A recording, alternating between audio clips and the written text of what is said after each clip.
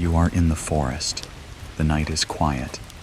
Then a light appears, brighter than the stars, silent like a dream. You step closer, and in one moment, everything changes. This is not just a story.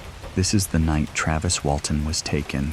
You dream of the sky before you dream of anything else. Not of clouds, not of blue daylight, but of the deep, dark velvet that stretches forever. You dream of stars scattered across it like shards of broken glass. You dream of lights moving where they should not move, glowing brighter than they should glow, bending closer when they should stay far. In the dream, you are only a child, and yet, even then, you know, something above is watching you. When you wake, the feeling lingers. The small wooden house creaks with the weight of another Arizona night. Outside, the air smells of pine and dust, warm even after the sun has gone. The forest leans close, the branches whispering in ways they should not whisper. You sit up in your bed, bare feet brushing against the cool floorboards, and glance toward the thin window. The stars are still there, endless, patient, unblinking. You slip outside quietly, careful not to wake the others. The porch boards groan faintly under your weight. The night hums with insects, but the sound feels thin compared to the silence of the heavens. You step barefoot into the dirt, the earth cool beneath you, and tilt your face upward. The stars burn sharper here than anywhere else. No city lights to blur them, no tall buildings to block them. Just open sky, heavy and alive. You can almost feel it pressing against your chest, bending closer, daring you to notice. And you do notice. Even as a child, you see what others do not. A star that flickers wrong, a glow that moves when it should stay still, a shimmer that lingers too long at the horizon. You blink, rub your eyes, tell yourself it is nothing, but something inside you whispers otherwise. We are here. The voice does not come from the ground or the trees or even the sky. It curls inside your thoughts, soft and steady like a secret carried on the wind. You shiver, clutching your arms, and step back, toward the house. But your eyes do not leave the stars. They never will. Years stretch forward, but the habit remains. You grow older, taller, stronger. Days are filled with work, school, chores, the weight of making a life in the forest. Nights are filled with wonder. You slip out often, lying flat on the grass, watching the heavens unfold. Each night feels different. Each night carries the possibility of something more. And sometimes, you are sure you see it. A glimmer darting between constellations. A flash brighter than a falling star. A pulse that feels directed not at the world, but at you. The forest holds its breath when these moments come. The owls go silent.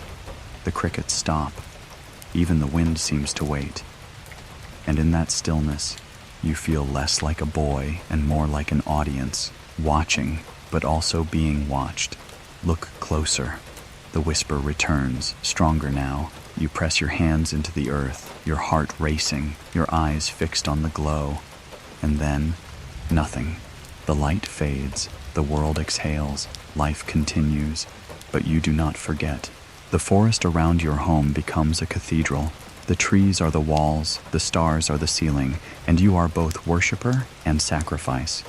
Each night you step into that cathedral, you feel closer to something vast, something ancient. You do not know what it is. You only know that it is not human. By day, life feels ordinary. You run, you laugh, you scrape your knees, you learn to swing an axe. You pretend to be like the others. But by night, lying awake beneath the whispering sky, you feel the truth pressing against you. There is something above, something waiting, something that will not let you go. You are ours to see. The voice bends through your thoughts like static, soft enough to doubt, strong enough to fear. You tell yourself it is only imagination. You tell yourself it is only dream. But deep inside, you know better. Each time you close your eyes, you see the stars again. Each time you open them, you half expect the sky to have changed. You live with the ache of knowing that the world is larger, stranger, heavier than anyone around you admits. And you carry it quietly. Because how do you tell others that the stars are not just stars? How do you say aloud that sometimes, in the quiet of the forest, they seem to follow you? You don't. You keep it inside. You learn to smile, to laugh, to work. But the weight of that watching never fades. It grows with you. And one day, it will come to claim you. The night air thickens. The forest leans closer. The stars burn sharper. The boy who looked at the stars does not know it yet, but soon he will see what waits inside them. You remember a voice before you remember the words. It is a thin, silver thread inside your head, soft as breath on glass, barely there until the instant you notice it, and then you can't unhear it. It doesn't come from the room, or the yard, or the road that runs away from town like a dark ribbon.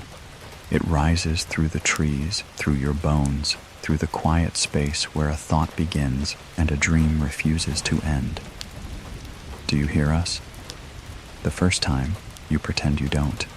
You tuck the feeling into the same drawer where you hide the strange dreams and the way the stars sometimes seem to breathe. Morning erases the edges, as morning always does, but the drawer won't stay closed. Not here.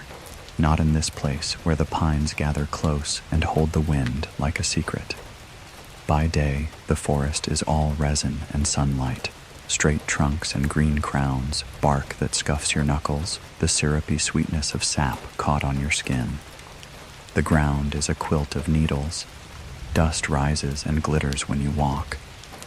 A jay heckles you from somewhere unseen, and the air tastes like hard work and summer. This is the world you can point to. This is the map everyone else agrees on. By night, the map is different. The same trees become pillars in a silent cathedral. The canopy is a dark ceiling stitched with stars. The earth cools and smells older, like a cupboard you've opened that no one else has touched. The needles whisper along the ground, though there is no wind. And the voice returns. Closer. You are not sure if it means your feet or your attention. You give it both. You step off the path because the path suddenly feels like it belongs to someone else. You learn quickly that the pines have their own lanes and hallways, their own vaulted rooms where sound folds in on itself and the world becomes a listening shape. Your breath slows, your shoulders loosen, your eyes get used to the gradate, ions of dark. The forest is no longer black and empty. It is 1,000 kinds of shadow. It is a classroom where a lesson has already begun. You start to notice how everything moves around the noticing. Crickets go quiet, not because you've come, but because something else is coming. Rabbits freeze with their ears like arrows aimed at a place you cannot see. A drop in the air pressure makes the hair along your arms lift like grass to a storm. You begin to understand that silence is not absence. Silence is a door. We are here when you listen. The whisper rides the shiver up your spine. It never announces itself with volume.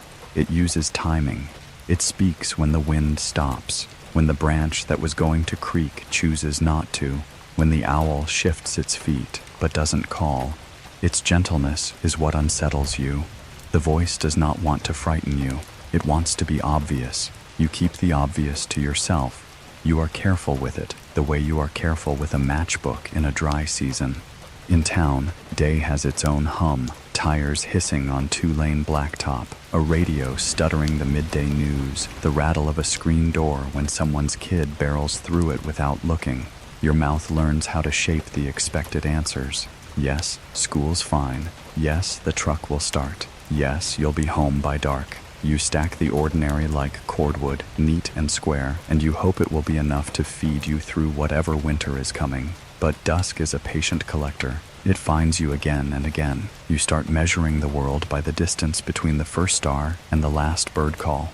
You begin to know the forest the way a reader knows a well-used book, by its margins, by the underlines, by the places where the paper is thinned from being touched. There's a clearing you keep returning to, a soft bowl rimmed with young pines where the ground holds warmth long after the sun leaves.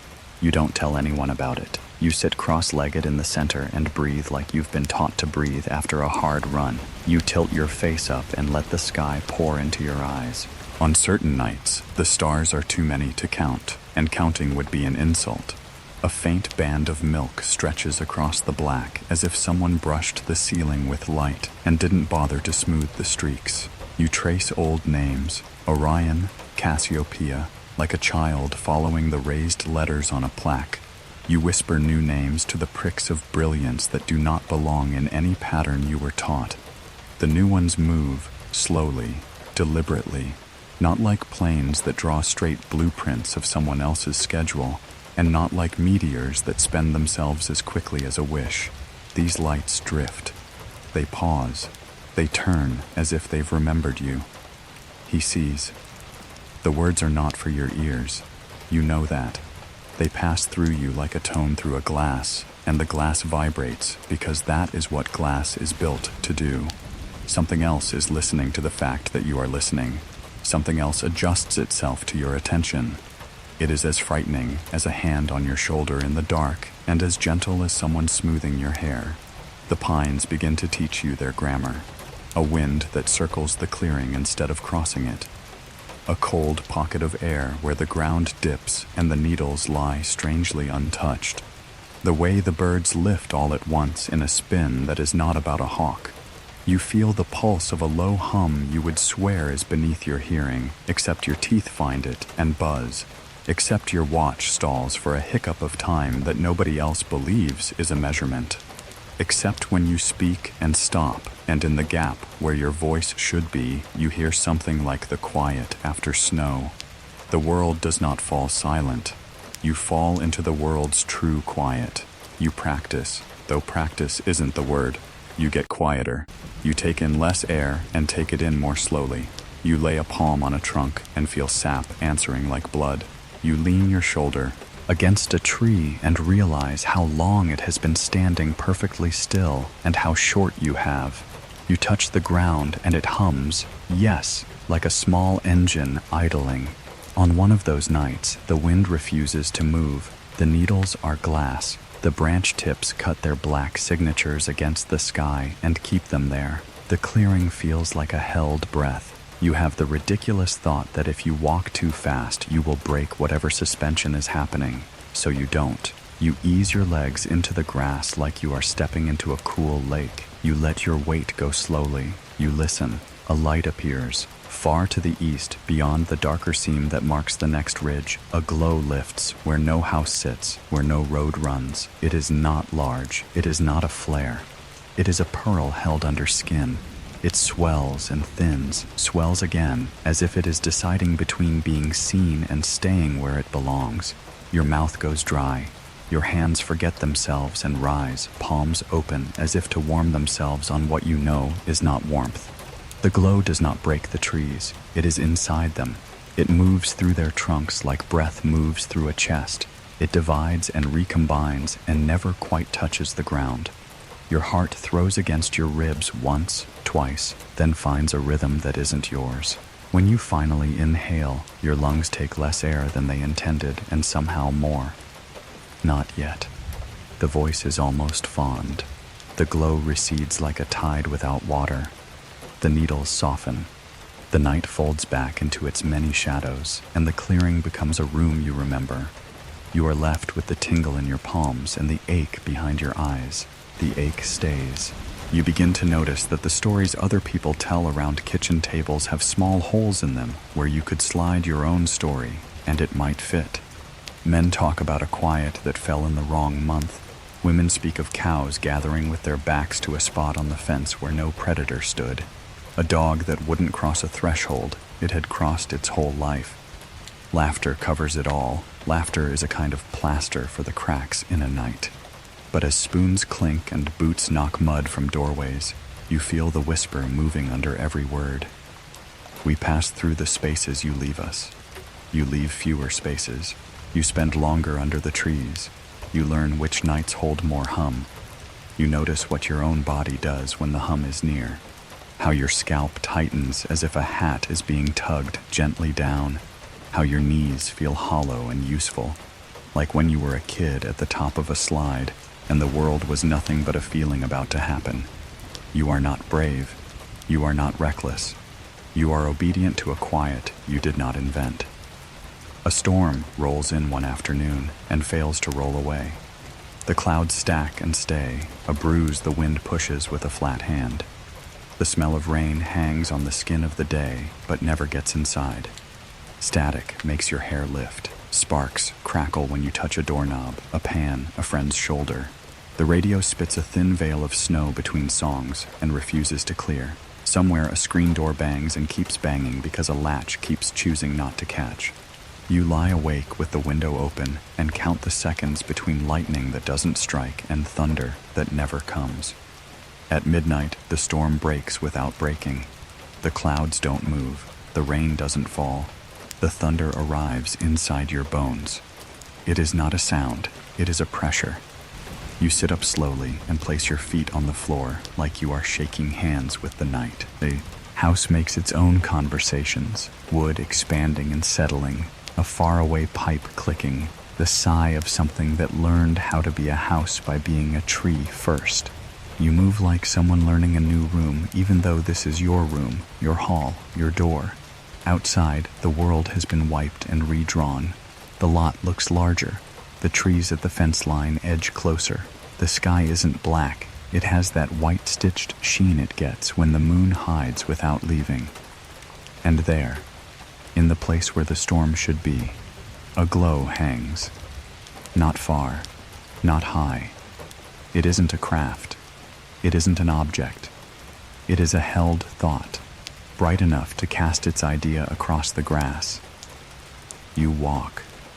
You do not fetch a coat. You do not find shoes. Your bare feet tell you more truths than leather ever has.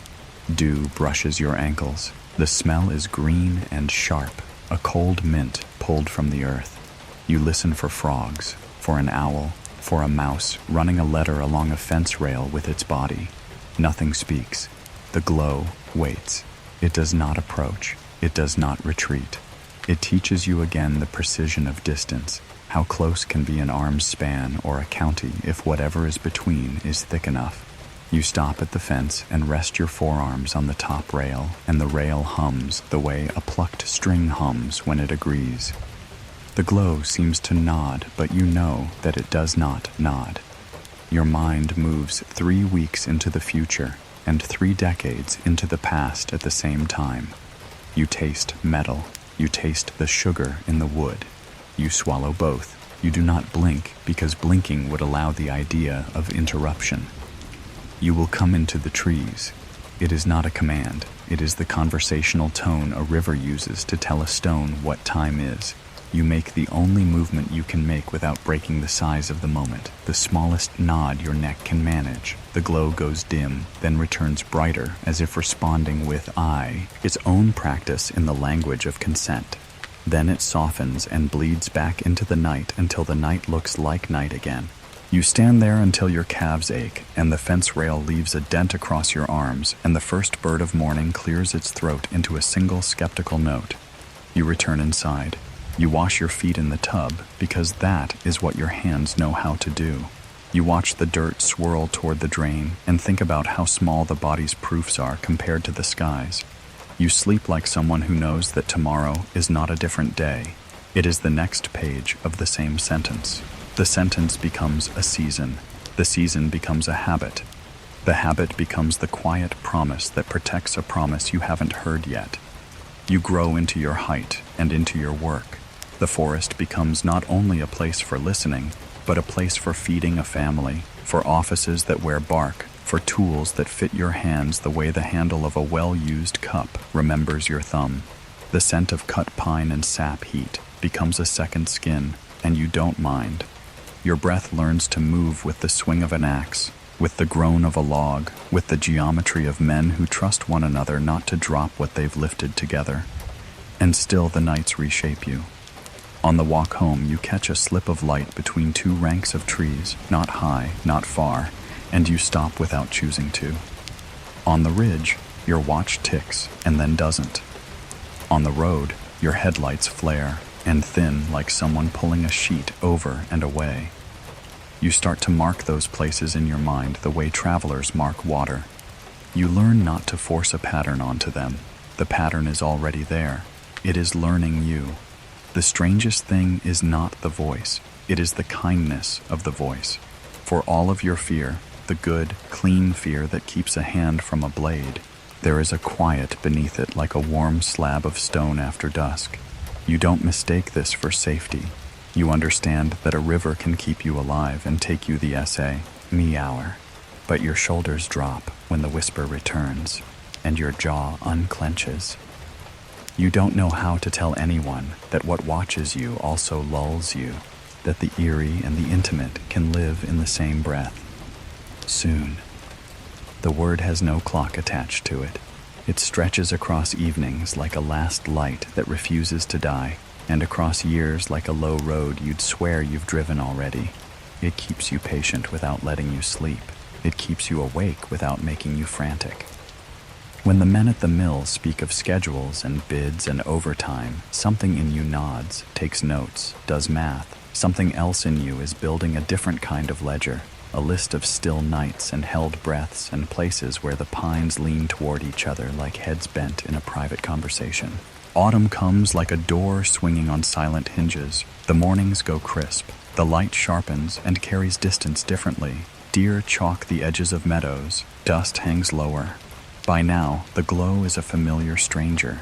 It keeps its distance and keeps its appointment. You keep yours. You are ready without knowing what ready is. In the half hour when day undoes itself and night begins to write its name, you pause where the road lifts, where the sky opens over a long seam of trees. The world takes a single deep breath, and when it exhales, you hear it, the smallest ribbon of sound laid under the silence like a thread under a hem. It is not wind, it is not a machine, it is the pitch a tuning fork insists on when the room agrees to stop arguing. The pines answer by saying nothing. Their branches do not sway. Their shadows thicken as if someone has poured more night into them and stirred. The ribbon of sound rises until it is not a sound but a feeling under your sternum, a steadiness in your elbows, a certainty in the hinge where your jaw meets your ear. You look up. Between two crowns of black, a light peers, not timid, not bold. Present, it pulses once, twice. It holds. You hold. The long seam of trees becomes a kind of narrow mouth, and the light is the first word you are about to be taught how to pronounce. Come further in. You would laugh if laughing had a place here. The invitation is exactly what you expected and exactly what you needed to hear to remember that there was never another choice. Your boots chew the last of the gravel. The path into the pines presents itself as if it had been rolled out moments ago, and also 100 years before you were born. You cross the margin between owned land and what nobody owns. You do not look back because looking back is sometimes a way of saying no. The trunks rise like columns. The ground lifts and falls under your feet as, if the forest is breathing, the glow waits somewhere ahead, not hiding, not hurrying. The night pours itself around you with the careful, steadying hand of someone tucking you in. And though you can't name it yet, you feel the shape of the next chapter opening. Work waiting like a tool on a bench, men whose names you will learn by the way they swing and laugh. A truck idling at the edge of a day that will end under trees where not everything is made of wood. Soon, the voice repeats, kind and terrible and right. You step deeper into the corridor of pines, following the soft geometry of their shadows, following the glow you can't stop seeing even when you close your eyes, toward the first sighting that won't let the world pretend to be ordinary anymore. You remember the smell of sawdust before you remember the men's laughter. The air is sharp with pine, resin clinging to your shirt, the tang of cut wood sinking into your skin as though it belongs there. In the dream, the forest is alive with the rhythm of axes biting, chainsaws humming, and the steady grunts of men shaping the wilderness into order. But beneath that workday song, you hear it again, the low hum that does not belong, a frequency just outside the edge of the human ear. When you wake, it is still there.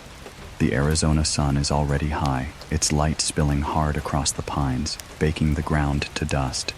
You move with the others, sleeves rolled up, sweat running down your temples. The trees rise around you like ancient guardians, their crowns swaying against the blinding sky.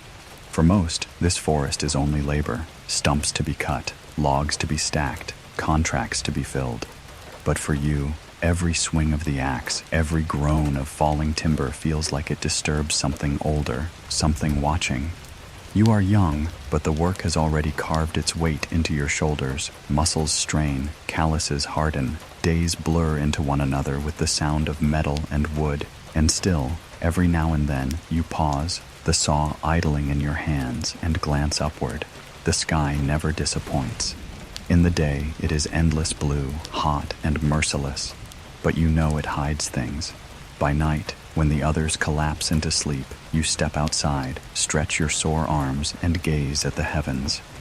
The stars feel closer here than anywhere else, sharp and silver, so many they almost drown you. You lie back in the dirt, staring upward, and wait for the patterns to shift. Sometimes they do. You are not alone. The whisper hums faintly, like static in your chest. You breathe slowly, letting the night air fill you, and wonder if you are meant to hear it, or if the forest itself is whispering, numb through your bones. Days pass in rhythm. The crew of men becomes your family, bound by sweat, bark, and trust. You laugh together at crude jokes shouted over the buzz of chainsaws. You share lunches on the tailgate of a truck, hands sticky with sap, the air buzzing with flies. You fight sometimes, quick tempers flaring, but it never lasts. Out here, survival means leaning on each other, but they don't see what you see.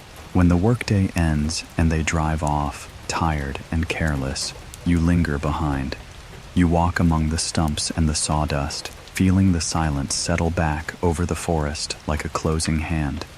The pines whisper in the wind, bending closer. The shadows stretch longer, and sometimes the sky bends too, a glimmer out of place, a star that moves too slow, a streak of light that stops when it should fall. You hold your breath each time, caught between awe and dread. And when the light fades, you are left with the ache of wonder, a wound you cannot show anyone. We watch. We wait. The voice again. It slips between thought and sound, so soft you wonder if it belongs to you. Still, it lingers long after the workday dust has washed from your skin. The seasons shift. Summer heat gives way to crisp autumn air, mornings sharp with frost. The men joke about how the cold bites harder than any saw. You laugh with them, but your eyes drift upward to the stars clearer than ever in the cold air. You remember the first time you saw them move. You wonder when they will move again. The forest changes too. Leaves redden and fall. The scent of pine grows stronger, sap thickening in the cold. The ground hardens, the nights stretch longer, and with every dusk, the whisper grows steadier. The silence holds heavier. The air tastes more metallic. Soon. The word strikes like a nail driven into wood. You freeze each time, your breath caught, your chest tight. Soon what? Soon how? No answer comes. Only the hum, only the silence. Your life remains ordinary on the surface. You cut, you haul, you laugh, you sleep. But beneath, the forest is reshaping you.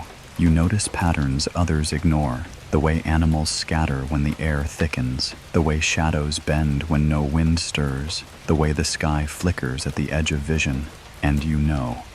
The world is not as simple as the men around you believe. It is wider, stranger, hungrier, and it is waiting for you.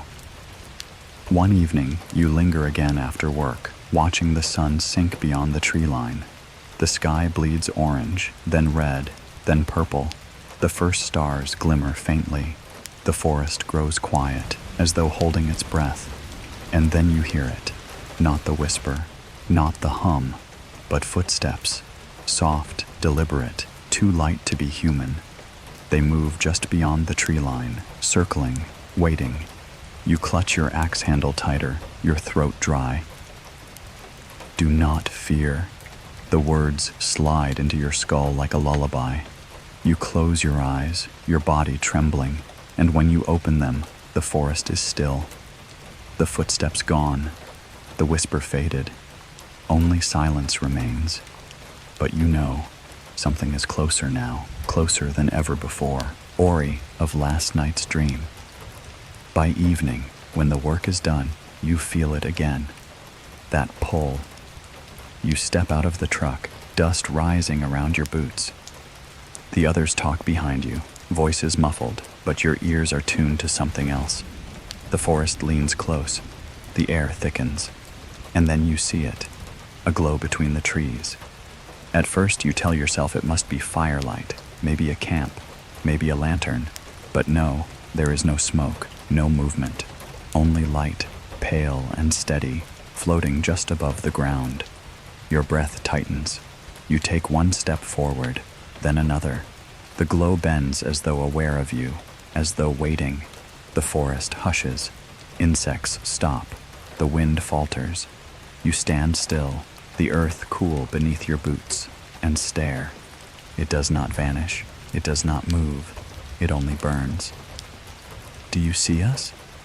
The whisper threads into your thoughts, so faint you might mistake it for memory. Your hands tremble. You want to turn back, to call for the others, to laugh it off as nothing. But your body will not move. Your body is listening. The glow flickers once, twice, then fades into the trees. You stagger forward, desperate to follow, but by the time you reach the spot, there is nothing. Only pine, only shadow, only silence. Still, the feeling lingers. You walk home beneath a sky sharp with stars, each one piercing like a nail driven into the heavens. You watch them carefully, waiting for one to move. Sometimes you think you see it, a faint drift, a pause too deliberate, a shimmer too strong, and then, gone. But you know better now. The forest is not empty. The sky is not still. You carry the weight of that knowing with you. Days fold into one another. You work, you sweat, you laugh, but your eyes keep wandering skyward. Each night, you step outside, tilting your head upward, waiting for the glow. Sometimes it comes, sometimes it does not. But when it does, you feel less like you are looking at the stars and more like the stars are looking back. You will follow. The whisper hums steady now, patient, inevitable. One night you walk deeper into the forest, guided by instinct more than choice. The moon is thin, the stars cold and sharp. The air smells of earth and resin, the ground soft with needles. You push through the trees, your breath loud in your chest, until you see it again. The glow, closer this time, brighter. It hovers just beyond the clearing, pale and silent, casting faint shadows that bend in strange directions. You step forward, heart pounding, and feel the ground hum beneath your boots. The light swells, then shrinks, like breath pulled through unseen lungs, and then, for the first time, you see movement inside it. Not human, not animal, a shape, thin, tall, watching. Your chest tightens, your hands tremble. You want to run, but your body will not obey. You stand rooted, your breath shallow, staring as the shape tilts its head, and then the glow collapses. Darkness swallows the clearing. You stumble forward, desperate to hold on to what you saw, but the forest has already shifted back to silence. The trees whisper, the night breathes, the glow is gone. You return home shaken, your body buzzing with a hum that will not fade. You lie awake in your bed, staring at the ceiling, your chest aching with the weight of what you saw. You whisper to yourself, I saw them. And faintly, from the silence, the answer comes. Yes, you dream of voices before you remember faces. They rise like echoes in a canyon, familiar, rough, worn by work and laughter, yet touched by something you can't place. In the dream, you count them. 1, 2, 3, 4, 5, 6, and you. 7. The sound of 7 lives woven together, a harmony built from sweat and sawdust, carrying you through the forest like a single body. But beneath their laughter, another note lingers, low, steady, unhuman. When you wake, the sound is still in your chest. Morning in the woods begins early. The truck rattles down dirt roads, headlights dim against the dawn, each man quiet with his own thoughts. You sit pressed shoulder to shoulder, the air inside the cab thick with pine and fuel. Someone cracks a joke, someone else mutters a reply. Soon, the truck fills with the rhythm of voices you know as well as your own. This is your crew, 7 men bound by work, by necessity, by trust, each one with his own temper, his own burdens, his own scars, but together you become something more. Out here, the forest doesn't care who you are alone. Only the 7 survive. The day's labor begins the same as always. Chainsaws bite into trunks, sending resin and bark flying. The ground shakes with the crash of falling timber. The smell of sap thickens the air, sharp and sweet, until it clings to your lungs. Sweat runs down your back, hands blister and harden. You don't complain. None of you do, because this is how you live, and yet, something always feels out of place. You notice it more than the others. How the forest grows too quiet at times, as though holding its breath. How the air hums faintly when no machine is running. How shadows bend in ways that do not match the sun. You glance upward often, searching for glimmers where stars shouldn't be. Sometimes you see them, sometimes you only imagine you do. They see you together. The whisper curls in cell. Eyed your thoughts, threaded between the men's voices. You turn, half expecting one of them to have spoken, but no. They keep working, their laughter sharp against the silence, unaware of what hums beneath. The crew trusts you, and you trust them. Still, you keep this to yourself. You do not tell them about the lights you've seen, the shapes that shift at the tree line, the whispers that follow you into sleep. How could you? Out here, trust is survival. But belief, that's another matter. Lunch breaks come. You sit on the tailgate, sandwiches unwrapped, sawdust clinging to your clothes. The men talk of small-town troubles, of debts, of women, of plans that will never leave the county line. You laugh when you should, nod when you must. But your eyes keep drifting toward the sky. The others don't notice, or maybe they choose not to. When evening falls, the truck rattles back toward town. The air cools, the forest shadows stretch long, the stars burn faintly in the darkening sky. Inside the cab, the men grow quiet, tired from work. But you stay awake, alert, listening. The silence feels heavier now, pressing against the windows, curling around the truck. For a moment you swear you hear it again, the hum. The others don't react. Only you. You glance out the window, and for a heartbeat, you see it. A glimmer between the trees. Pale, silent, too steady to be fire, too low to be a star. You blink, and it is gone. Your chest tightens. You whisper to yourself, "Did you see that?" But no one answers. The truck rattles on.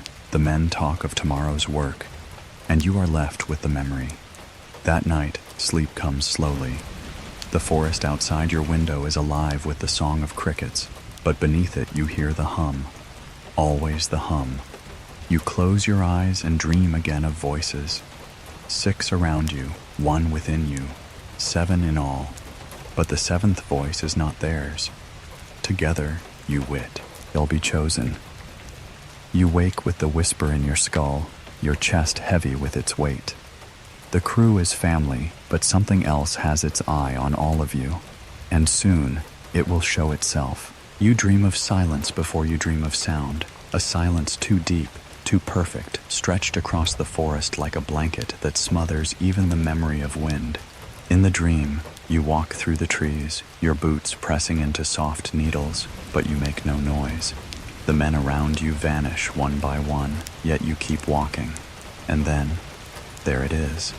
A glow, a pulse, a breath of light too close, too alive, hovering where no light belongs. You wake with your chest tight. The morning feels ordinary enough. The crew piles into the truck, laughter cutting through the crisp November air. Coffee breath and rough jokes fill the cab. Chainsaws are oiled, fuel cans clatter in the back, and another day begins.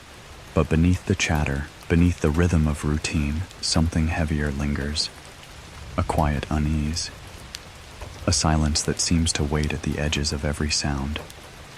You feel it most when you step out of the truck and into the pines.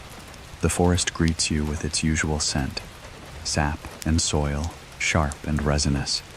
The ground is stiff with frost. Your breath curls white in the morning air.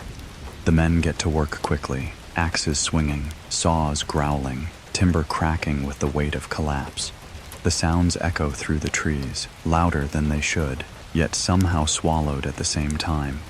The hours stretch. Sweat mixes with sawdust, staining your shirt, stinging your eyes. The sun arcs low across the sky, pale and tired, as though it knows the day will not end as it should. By late afternoon, the light is already dimming, shadows stretching long and sharp between the trunks. And then the forest shifts. The air grows still. The saws choke and sputter as the men finish their final cuts. The last tree crashes, its echo rolling away into silence. Normally there would be relief, a laugh, a curse, a cigarette lit with trembling hands. But tonight, no one speaks. The forest holds them all. You seek up the gear, your muscles heavy, your breath clouding in the cooling air. The truck engine rumbles to life. The men climb in, the weight of exhaustion pulling them into silence. You sit with them, shoulder to shoulder, the warmth of their presence steadying you. But still, you feel it. That hum beneath your ribs. That quiet watching. The truck bounces down the dirt road, headlights cutting tunnels through the darkening woods. Outside, the pines lean closer, their black silhouettes etched against a sky painted with the first stars. The men talk quietly, their words fractured and uneasy. You stare out the window, the hum in your chest growing sharper. And then you see it. At first, it looks like fire. A glow through the trees, flickering gold against the dark trunks. "Did you see that?" someone mutters. The driver slows, squinting through the windshield. The glow grows brighter, closer, pulsing with a rhythm too deliberate for fire. The men fall silent. The truck stops. You lean forward, heart pounding. The glow is no longer flicker. It is steady, alive, humming with energy you feel in your teeth.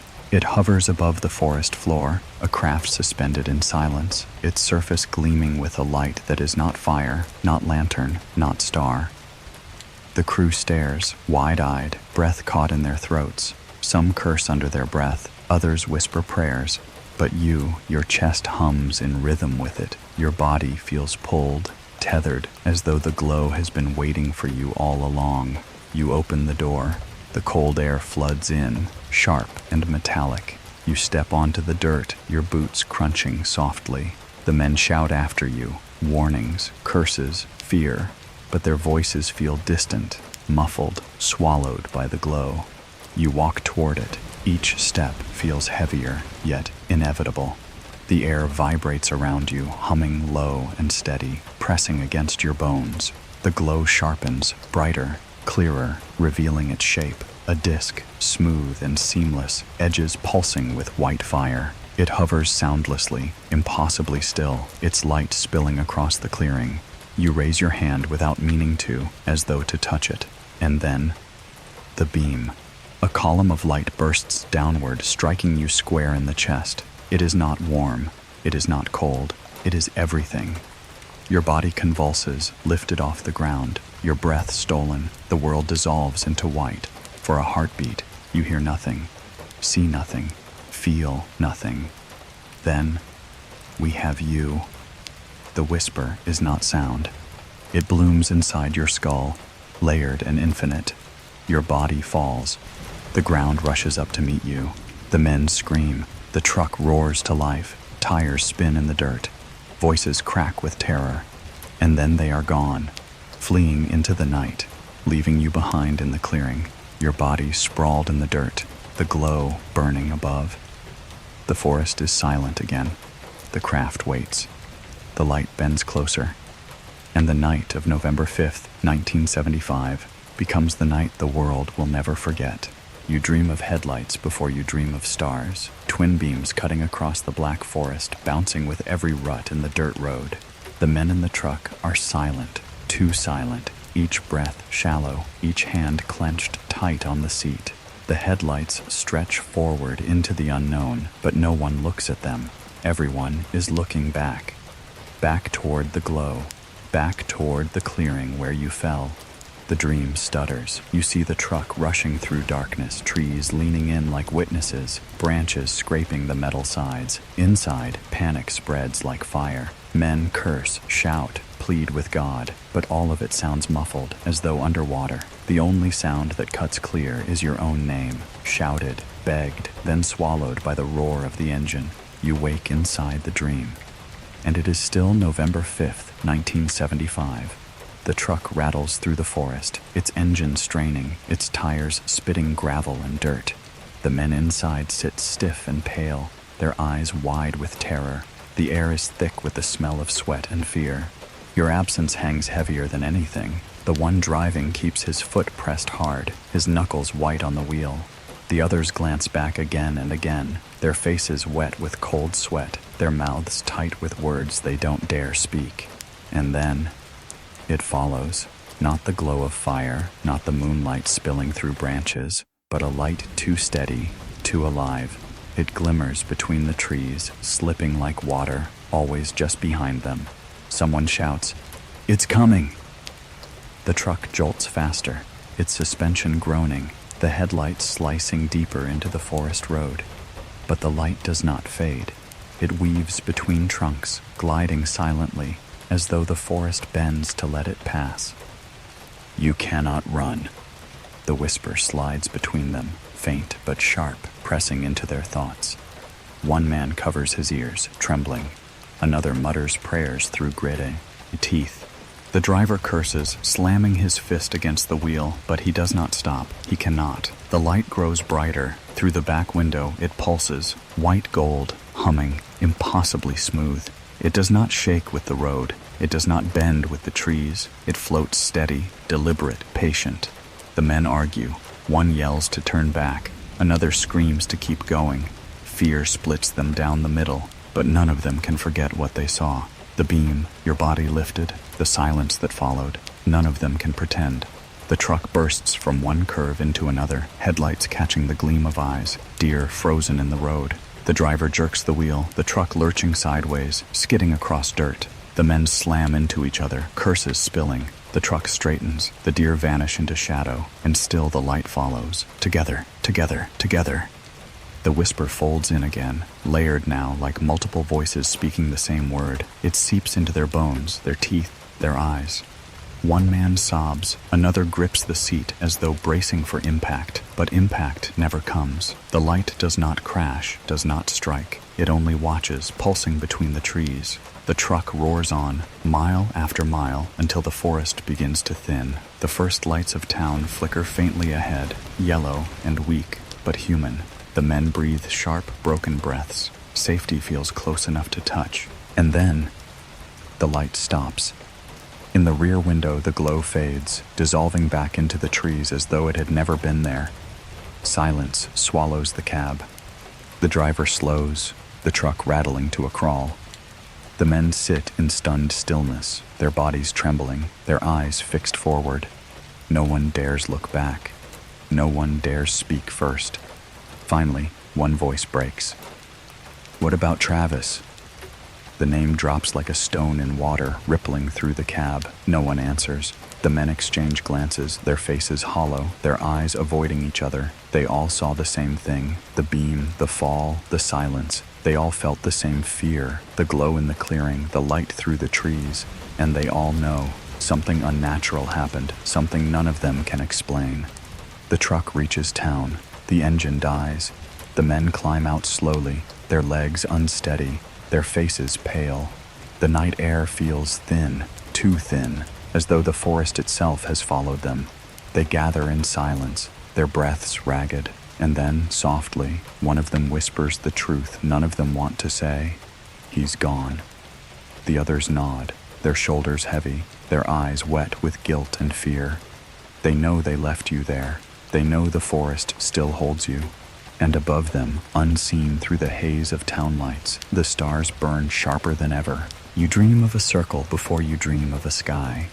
Not a circle drawn by hand, not a mark carved in the dirt. This one is alive, bright edges pulsing, shadows spinning around it, humming like a breath caught halfway between silence and thunder. In the dream, you step closer. the circle swelling larger, larger still, until you no longer know where you end and where it begins. When you wake, it is not a dream anymore. The forest lies hushed, every pine leaning inward, branches stretched like ribs around the clearing. The night smells sharp, cold resin, damp soil, the faint metallic sting of frost in the air. The ground beneath you is firm, pressed with pine needles, but it hums faintly as though something enormous is breathing beneath it. And then you see it. The ship. It hovers above the clearing, suspended with a stillness too perfect, too unnatural. Its surface gleams gold and white, glowing from within like metal lit by starlight. The edges ripple faintly, as though the air itself bends to contain it. It is both massive and weightless, solid and untouchable, an object and an idea. The men's voices echo faintly behind you, shouts, curses, fear tearing through them.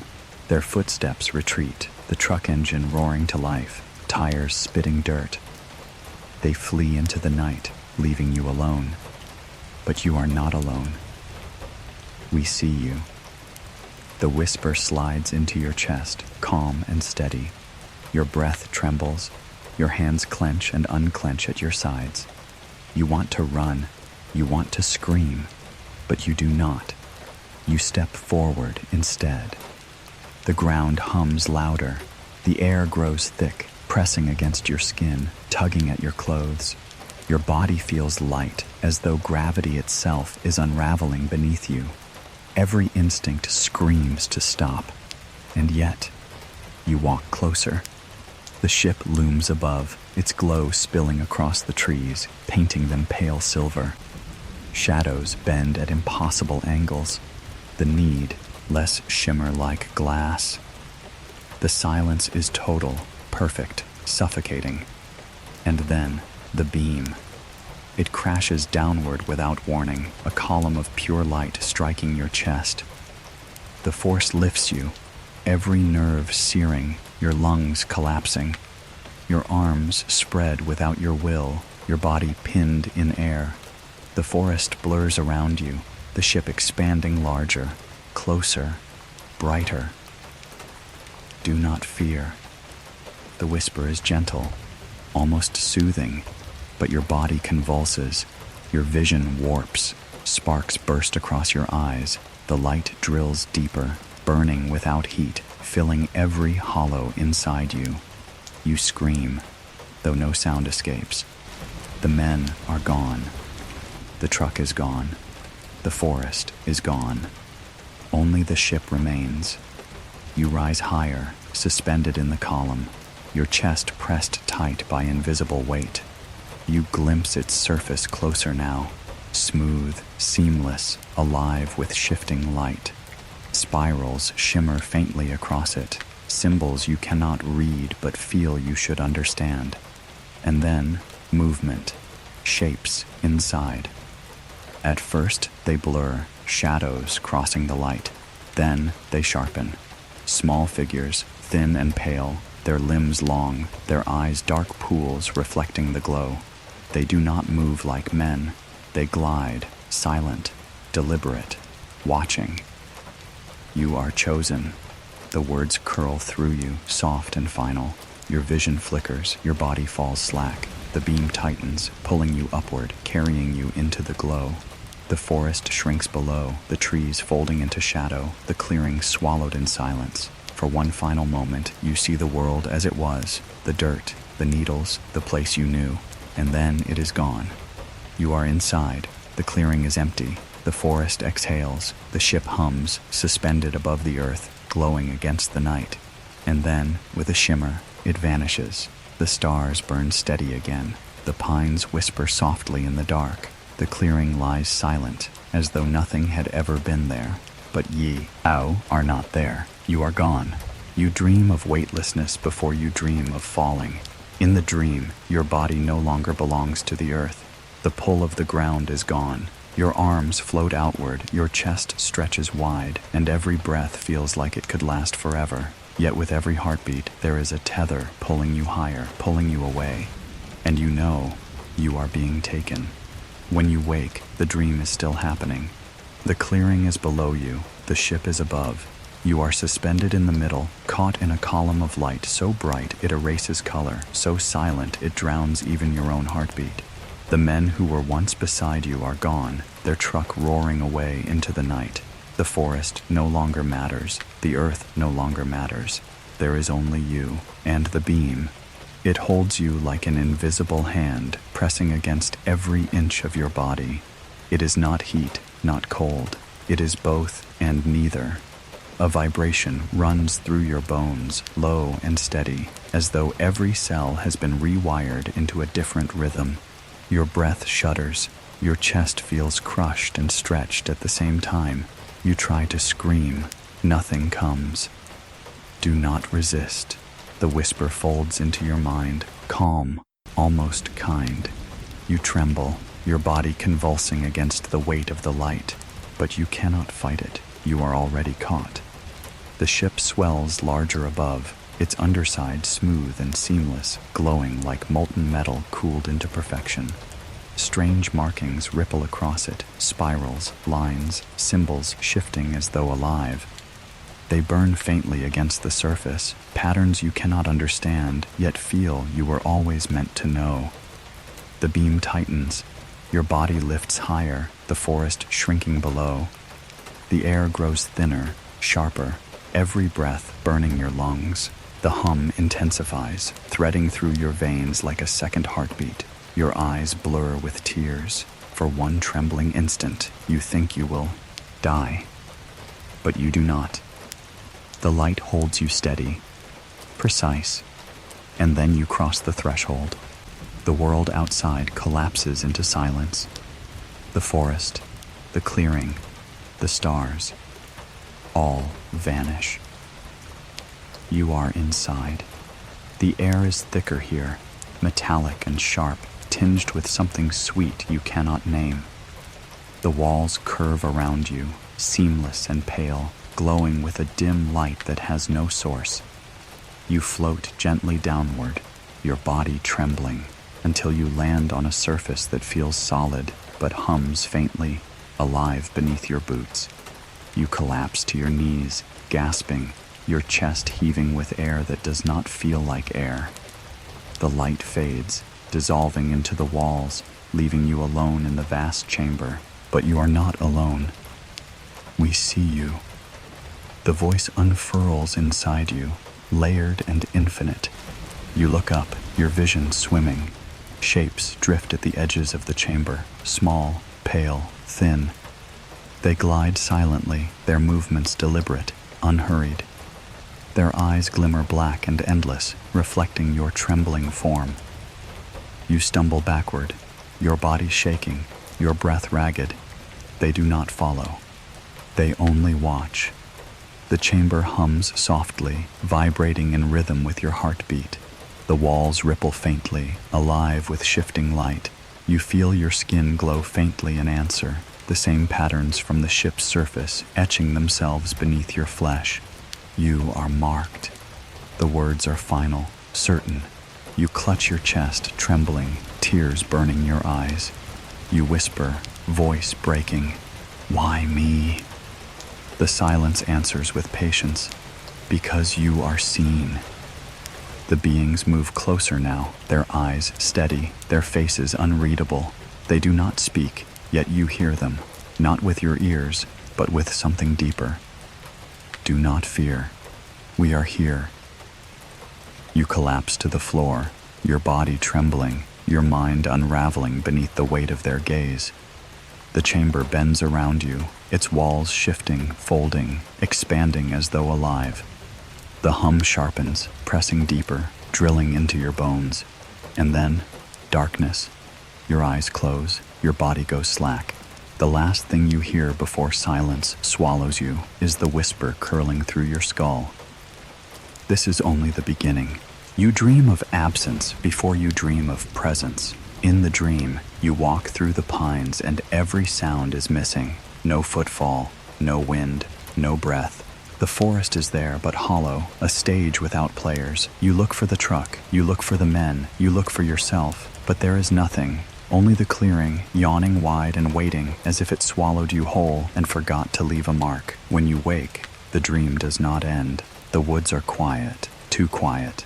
The truck engine has already faded into the distance, its growl swallowed by miles of dirt and pine. The night folds over itself, heavy and still, as though the forest is pretending it never saw what just happened. The clearing lies empty, no beam, no ship, no trace of you, only needles scattered across the ground, the faint impression of boots, and the hush of branches leaning in to listen. The men are gone, you are gone. But the woods remain. He is taken.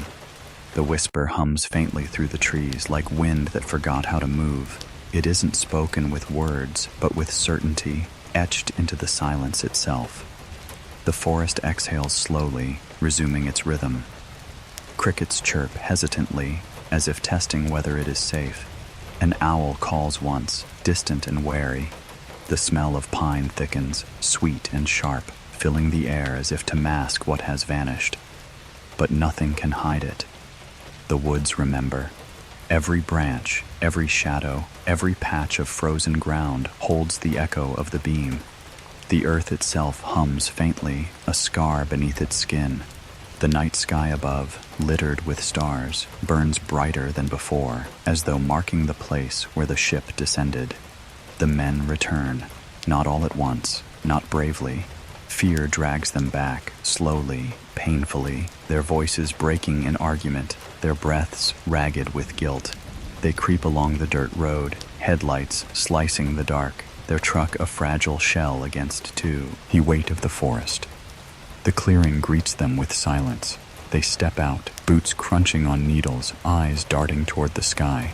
Their voices shake as they call your name, each syllable swallowed by the woods. They search the ground, their flashlights sweeping in nervous arcs. Dust glitters faintly, still falling where the beam once burned. But you are not there. The ground is smooth, untouched, as though nothing ever happened, and yet the men feel it. They huddle together, their breaths clouding in the cold, their words stumbling. Fear claws at them, but guilt weighs heavier. They left you, they ran, and now, faced with the empty clearing, they cannot pretend. They know you are gone. They know the forest is no longer theirs. One of them kneels, pressing his hand to the ground where you fell. The earth is warm, impossibly warm, as if the beam still lingers beneath the soil. He jerks his hand back, trembling, eyes wide. Another points upward, his voice breaking. The stars above shimmer oddly, as though bending, as though rearranging themselves into patterns too precise to be chance. Constellations shift, their points of light pulsing faintly. The men whisper prayers, they curse, they argue again, but the clearing does not care. The clearing only waits. He is with us. The whisper slides into their thoughts, low and steady. They stagger, clutching their heads, shaking it away. But it does not leave. It echoes. It repeats. He is with us. The men stumble back into their truck, their voices frantic. The engine roars, the headlights flare, and once again they flee into the night. The forest exhales slowly, folding silence back into itself. The clearing is empty, but not forgotten. Above, the stars continue to pulse. Faint glimmers move among them, drifting deliberately, silently, as though watching. The ship is gone, but its absence is louder than presence. The woods feel hollow, incomplete, unfinished. You are gone. But the night is not done. The forest waits. The sky waits. The clearing hums faintly, the wound beneath its soil still burning. And somewhere, beyond the reach of branches, beyond the reach of the men's fear, you begin to awaken. You dream of voices calling your name, but they do not belong to the men who left you. They echo from deeper places, some strained with panic, others low with suspicion, others sharp with authority. You hear dogs barking, radios crackling, boots pressing into frost. And above it all, threaded through like a current beneath the noise, another voice hums steady and calm. We know where you are. When you wake, the dream is still unfolding. The world is moving without you. The first day after your disappearance is confusion. The crew stumbles back into town, pale and shaken. their words tripping over each other like men running from fire. They try to explain the light, the beam, your body lifted and struck down, but their voices tremble, and their story bends under the weight of disbelief. The sheriff listens, arms crossed, his eyes narrow. He hears light, he hears beam, but what he writes down is missing man. He does not hear wonder. He does not hear fear. He hears guilt. The word murder drifts into the air, unspoken but heavy. By the second day, the search begins. Men with rifles and flashlights march into the woods.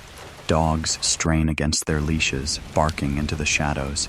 Searchers call your name again and again, their voices cracking in the cold.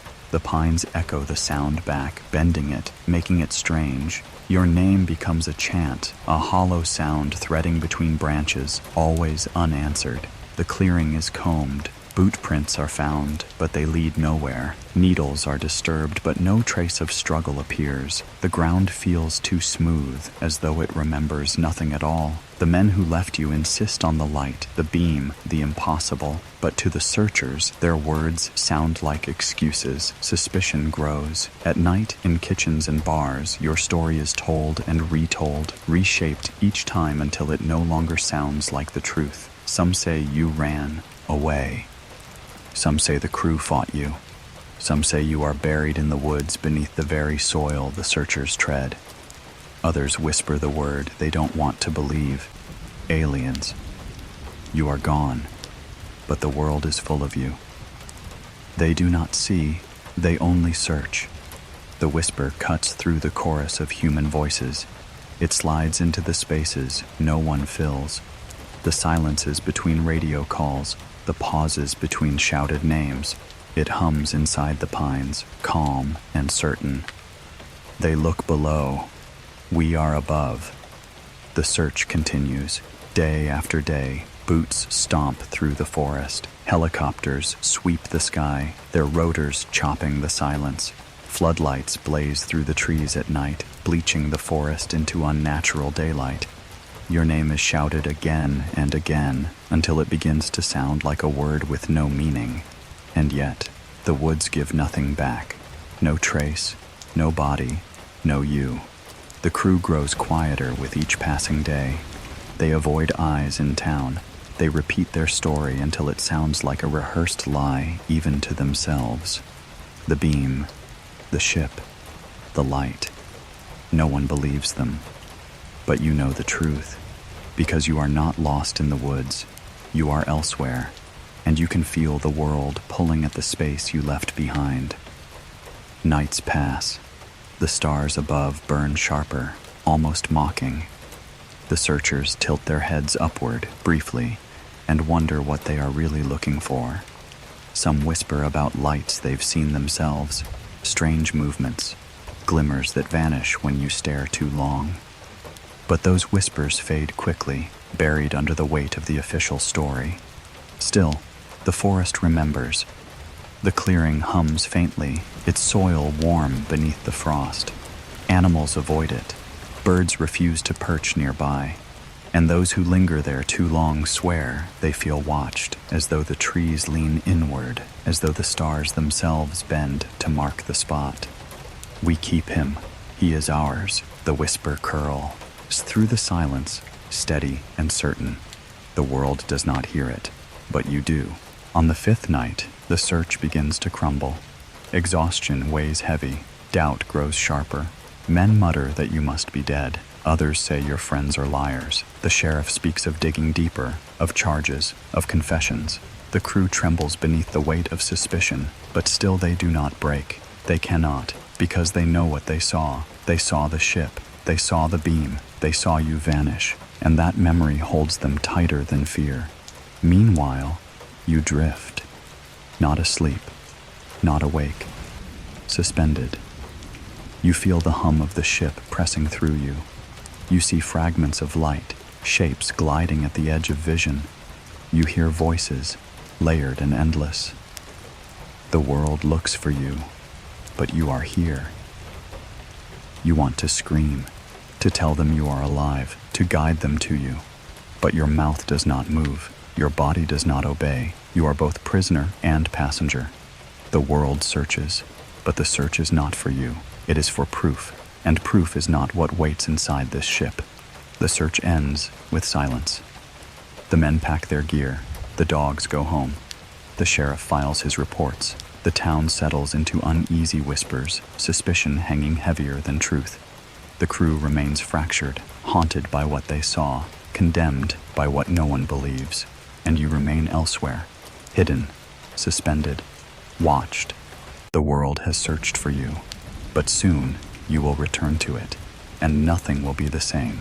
You dream of a heartbeat that is not your own. It echoes low and steady, filling every corner of the dream.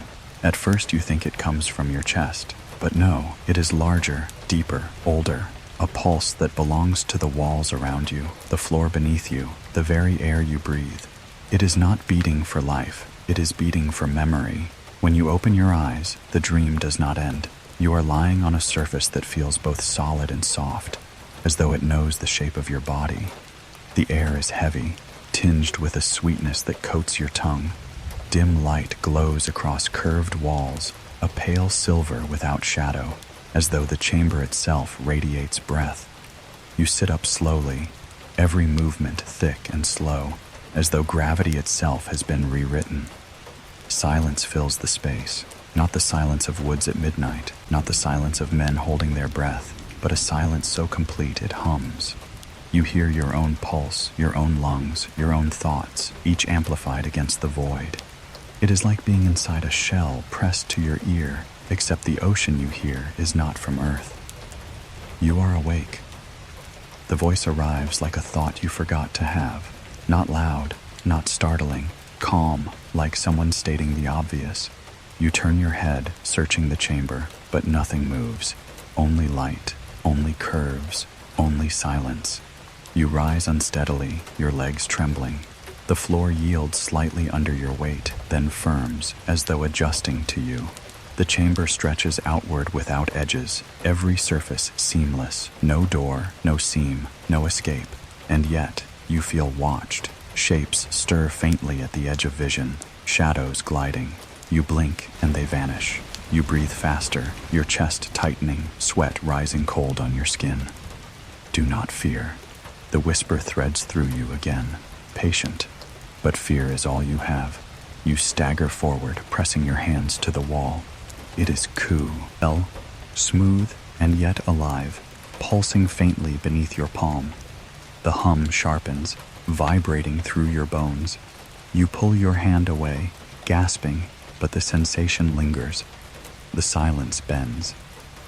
From the far side of the chamber, a shape glides forward. Small, thin, its skin pale, almost translucent, its limbs too long, its head too large for its body. Black eyes stare without blinking, reflecting your own trembling form. Another shape follows, then another. Soon, 3 stand before you, silent, watching. Your knees weaken. You stumble back, your breath shallow. They do not advance. They do not speak. They simply stand, their presence filling the silence heavier than sound.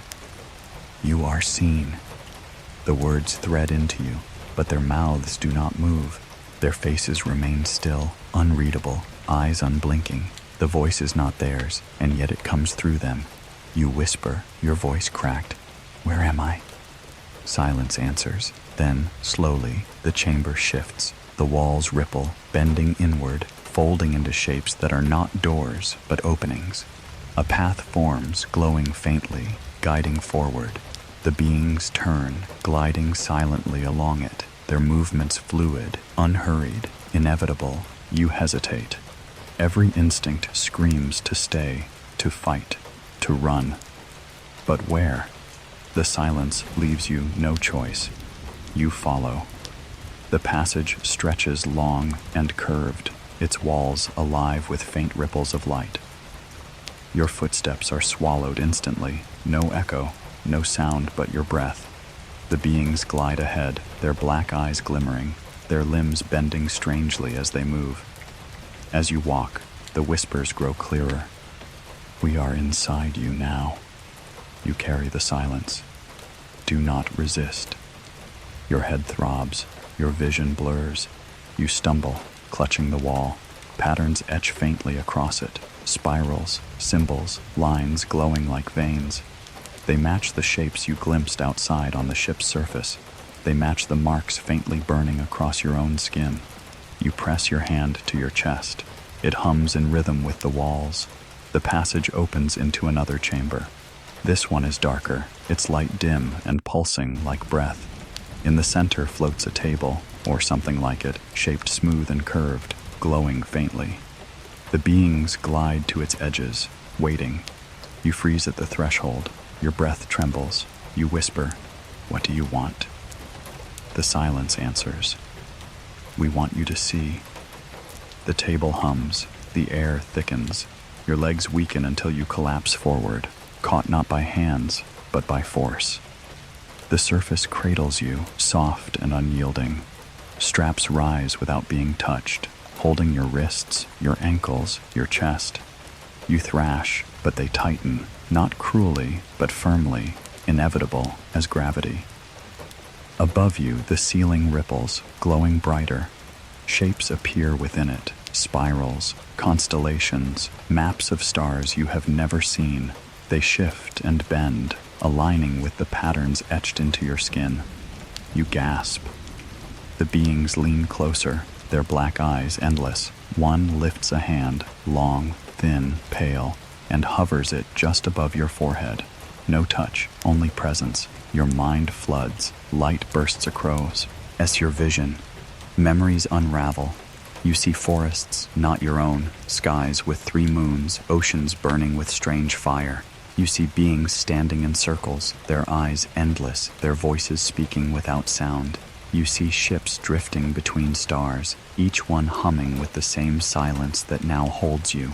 You cry out, though your voice makes no sound. Do not fear, this is seeing. The words drown you, layer upon layer, until you cannot tell where they end and where you begin. Your chest burns, the symbols glow brighter on your skin, spiraling outward. You tremble, convulsing, your vision blurring into white. And then, darkness. The hum fades, the chamber dissolves. You fall into silence deeper than before. You dream of eyes before you dream of faces. Not the warm eyes of men you've known. Not the familiar glance of friends who share their days in work and laughter. These eyes are darker, larger, endless pools of reflection where no whites shine, no lashes blink. In your dream, they hover in the dark like twin eclipses, watching without moving. You try to look away, but there is no direction left to turn. The eyes fill everything. When you wake, they are still there. The chamber glows faintly around you, its walls alive with a light that has no source. You lie on the smooth surface that cradles your body, the straps cool against your skin. Your chest rises in sharp, shallow breaths. You try to speak, but the air here feels thick, sticky, each word dissolving before it leaves your lips. And then, movement. The figures step closer. They are smaller than you expected, thin and fragile in shape. Their limbs are narrow, their skin pale like moonlight drawn into flesh. Their heads loom larger than their bodies, tilted slightly, as though always listening. And their eyes, those black, endless eyes, fix on you, reflecting your trembling form. You cannot read them. There is no anger, no kindness, no malice in their gaze. Only stillness, only watching.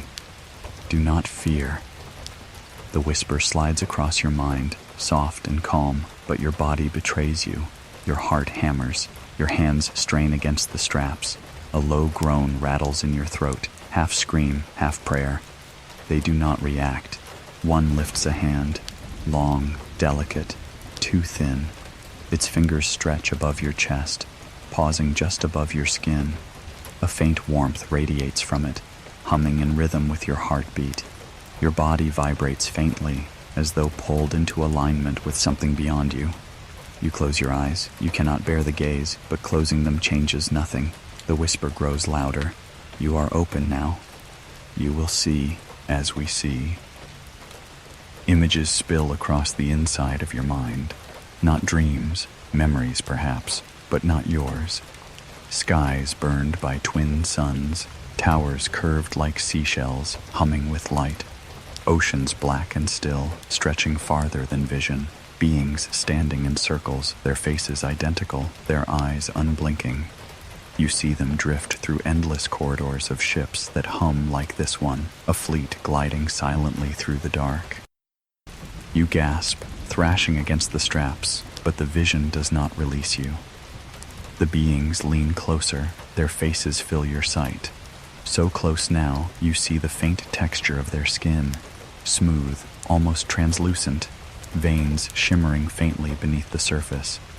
Their mouths are small, barely lines, their noses flattened, their chins slight. They are almost human, almost, but their eyes erase the almost. Those eyes are not of this earth. They are oceans with no floor. They are windows with no end.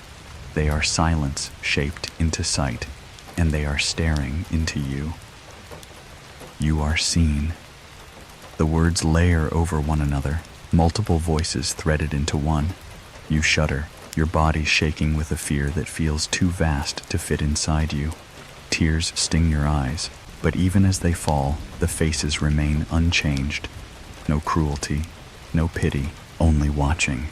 The chamber hums louder now, a vibration sinking into your bones. The walls ripple with light, spirals and lines forming patterns that match the marks etched faintly across your own skin. You glance down, your chest glows faintly, your veins lit with silver light. You whisper, voice cracking, "What are you doing to me?" The silence answers, "We are making you remember." The beings move in unison now, their hands hovering above you, their eyes fixed. A pressure builds inside your skull, deep and sharp, as though doors are being unlocked one by one. Images flood faster, harder. You see the clearing, you see the beam, you see yourself suspended in light. And then, further back, you see childhood nights, staring at stars that did not stay still. You see shadows at the edge of your window, glimmers bending at the horizon. You see what you thought were dreams. You realize they were not dreams. They were visits. The beings lean closer, their faces inches from yours. For the first time, you hear their voices as more than whispers. A low resonance fills the chamber, not words, but tones, vibrating deep through the floor and into your body. You cannot understand, but you feel it. Communication deeper than language. One figure tilts its head, its black eyes catching the light. You stare into them despite yourself, trembling. And for an instant, you see your own reflection. Not the man you remember, but a pale figure, eyes black, skin glowing, mouth still. A reflection that is not human. You gasp, jerking your head away. The beings do not move. The silence folds back around you. You are becoming. The words echo sharp, final. You sob softly, your chest heaving, your voice muffled. The straps hold you steady, firm, patient. The beings lean back slightly, their hands lowering. The chamber dims, the light softening to pale silver again. But their eyes remain fixed on you. Oh, endless and unreadable. You close your eyes again, whispering prayers into the silence. But when you open them, the faces are still there. Not human, never human. And they are waiting. You dream of doors that do not exist, not doors built of wood or iron, not thresholds that creak on hinges, but doorways that bloom out of walls like ripples in water. In the dream, you walk through one after another, each opening wider than the last, and each time you cross, the air grows heavier, the light stranger, and your body less your own. You never know if the rooms are changing or if you are. When you open your eyes, the dream has not ended. The chamber is dim, its light a soft pulse that shifts with your breathing. The faces are gone, their black eyes no longer staring into you. The silence is still here, though, wrapped around you like a second skin. You lie on the smooth surface that has cradled you, the straps now loose, as though your body is no longer worth restraining. You sit up slowly, your limbs trembling, your chest tight. The air smells metallic, tinged with something sweet that lingers at the back of your throat. The hum in the walls continues, low and steady, like a heart that does not belong to you. And then, the wall ripples. Light bends across its surface, folding outward, opening not with hinges, but with intent. A doorway forms, tall, seamless, glowing faintly around the edges. Beyond it, you glimpse only shadows, deeper and darker than this chamber. You know what it means.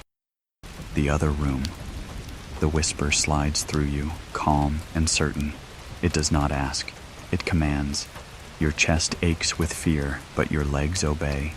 You step down from the surface, your bare feet pressing into the floor that hums faintly in response. The doorway waits, patient, inevitable. You move toward it, your body unsteady but drawn, as though the air itself pulls you forward. The threshold swallows you. The light of the first chamber fades behind, replaced by darkness that breathes. The air is cooler here, sharper, carrying a faint vibration that trembles in your bones. The walls are taller, the ceiling lost in shadow. You feel small, smaller than ever, as though stepping into a cathedral built for something older, larger. And then, light stirs, not from lamps, not from walls, from the floor itself. Symbols flare faintly beneath your feet, spirals and lines that stretch outward like veins. They glow pale gold, pulsing in rhythm with your heartbeat, or perhaps forcing your heartbeat to match theirs. The path reveals itself, guiding you deeper into the chamber. You walk. Each step hums beneath you, sending faint shocks up your legs. The darkness beyond the glowing path feels heavier, like water pressing against glass. You know something is moving there, shapes, tall and still, watching, but you cannot look long enough to see. Do not turn away.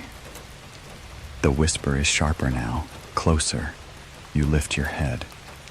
Ahead, the chamber expands into a vast circular room. Its walls shimmer faintly, alive with patterns that shift and spiral. At the center stands a structure, not a table, not a machine, but something in between. It rises from the floor like a pedestal, curved and seamless, its surface alive with shifting lights. Above it hangs a sphere, suspended without support, glowing with a deep amber light that pulses slowly, steadily. The beings are here. 3 of them glide at the edges of the room, their eyes catching the glow. They do not approach. They simply stand, watching. Another figure waits near the pedestal, taller than the rest, its presence heavier, its gaze sharper. You feel it before you see it, the way a storm is felt before it breaks. You will see.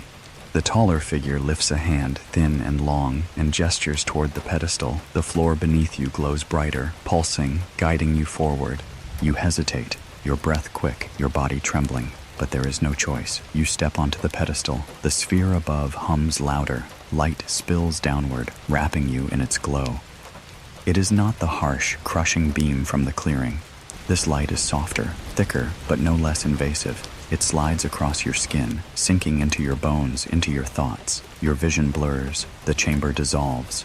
You see stars, not as you knew them from Earth, cold, distant points scattered across black, but vast, living suns burning close enough to touch. You see ships gliding between them, silent and endless, their surfaces alive with light. You see planets with oceans of silver, skies with 2 moons, mountains that glow faintly as though lit from within. You see circles of beings, their eyes black, their faces still. You see them gathered in silence, their thoughts weaving into one another like threads. You feel their hum inside you, low and infinite. We are not few, we are many. The voice layers itself, endless, rising and falling like a tide. You gasp, your chest heaving. The vision shifts. You see yourself, not as you are, not bound to earth, but drifting among them. Your body glows faintly, your skin marked with spirals of light. Your eyes reflect black, endless, and calm. You see yourself as they see you, chosen, marked, changed. You stagger back, trembling, but the light holds you steady.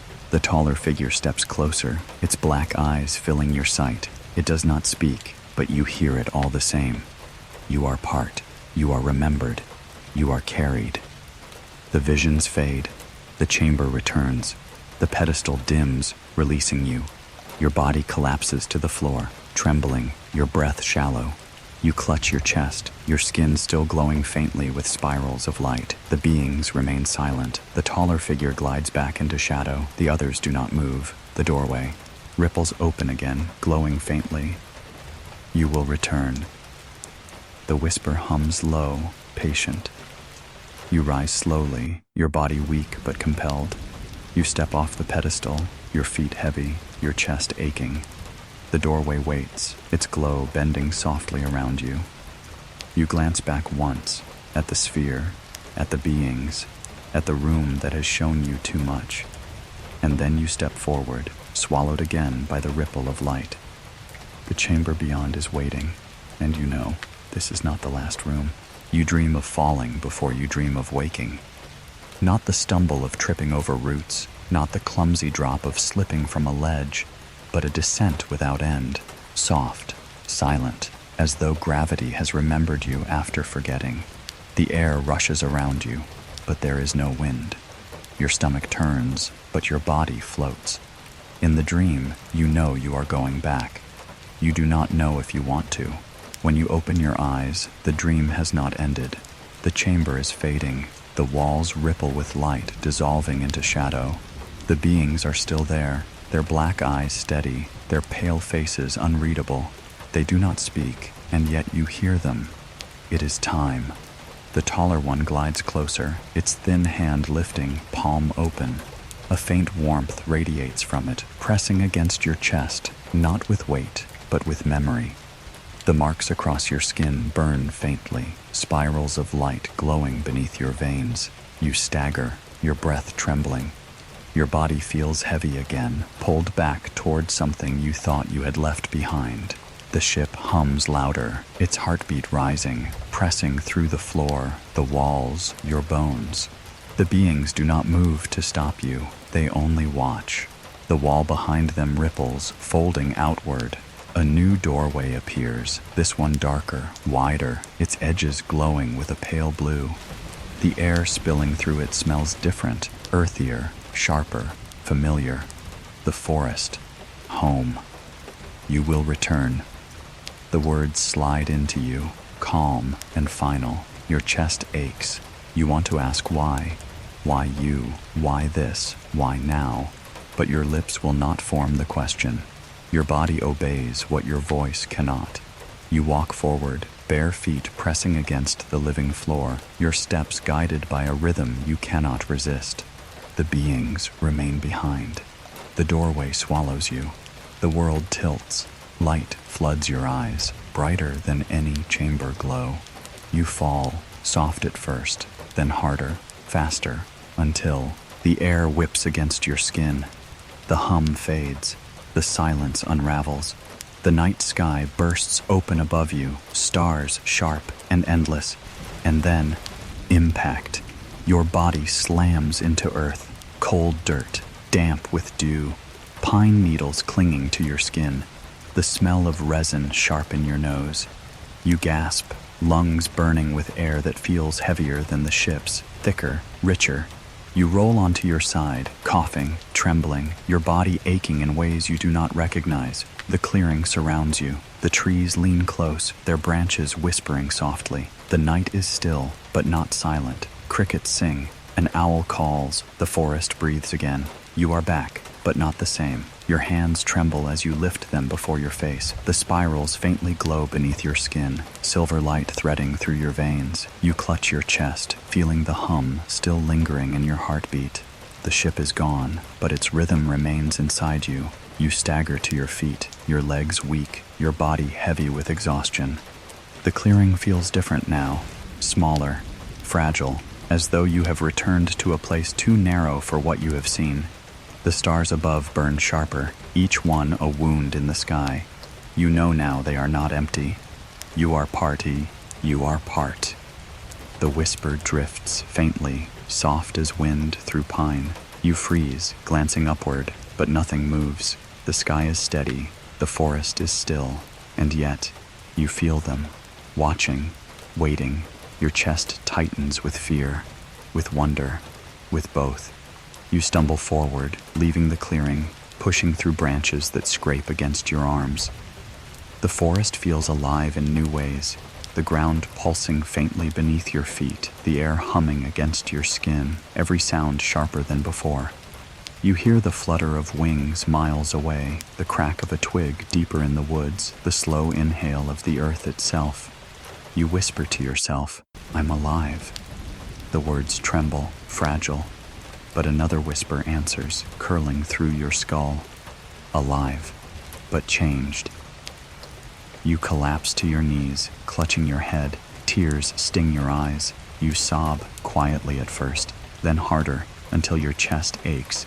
The forest absorbs the sound, patient, eternal, and then you hear something else. Voices, distant, human. You lift your head, gasping, the sound of footsteps, of branches snapping, of men calling. The searchers, the world that has hunted for you since the night you vanished. Their voices rise through the forest, carrying your name, sharp with disbelief and hope. You stagger upright, your body weak, your mind spinning. You step forward, one trembling step after another, guided by their sound. And for the first time, you realize the truth. You have returned. But the world will never believe what happened here. The clearing will stay silent. The forest will keep its secret. And you, changed, marked, haunted, must carry it alone. You dream of voices that do not stop. Not the whispers of the beings, not the calm certainty of silence, but a flood of human voices, loud, sharp, layered on top of each other. They call your name, they demand, they accuse, they plead. Their tones clash. Some carry fear, others carry suspicion, others carry disbelief so deep it curdles into anger. In the dream, you open your mouth to answer, but nothing comes. Your words dissolve before they reach the air. When you wake, the dream has not ended. You are lying in a hospital bed, the air around you sharp with disinfectant, the hum of fluorescent lights overhead biting against your ears. Sheets scratch at your skin, thin and sterile, nothing like the soft pulsing surface that once held you in the ship. Your body aches, starved, dehydrated, heavy as stone. Every breath feels too thick, every blink too slow. But it is not your body that weighs most heavily. It is the eyes. So many eyes. Doctors, nurses, officers, reporters waiting just beyond the door, each one peering at you as though you are a puzzle piece forced into the wrong picture. They speak in rapid bursts, their words crashing into each other. Where have you been? Who took you? Did the men hurt you? Why are you alive? You want to answer, you try, but your voice cracks, your throat too dry, your mind still unraveling from the silence. You manage fragments, light, ship, beam, but the words fall limp, twisted by the air of the room. The faces around you exchange glances, doubt thickening the walls. They do not believe you, they do not want to. They cannot hear what you have seen. The whisper curls through your mind, soft as breath. You flinch, clutching the sheet, your eyes darting toward the corner. But the beings are not here. Only humans, crowding, waiting, their pens scratching, their machines humming. The questions do not stop. Every word is a demand. D. Every silence is suspicion. They circle around you like wolves around a fire, each one certain their version of truth must be the one you speak. Some ask gently, their voices lowered, eyes soft. Others ask harshly, their tones sharp, their patience gone. But the hunger behind their questions is the same. They want proof, and you have none. Only memory, only silence, only marks on your skin that glow faintly beneath the hospital's pale light, marks they dismiss as scars, as bruises, as tricks of shadow. They will never see. The whisper is calm, patient, final. You close your eyes. You remember the ship, the hum, the faces not human, the rooms alive with light, the sphere pulsing above you. You remember the truth pressed into your veins.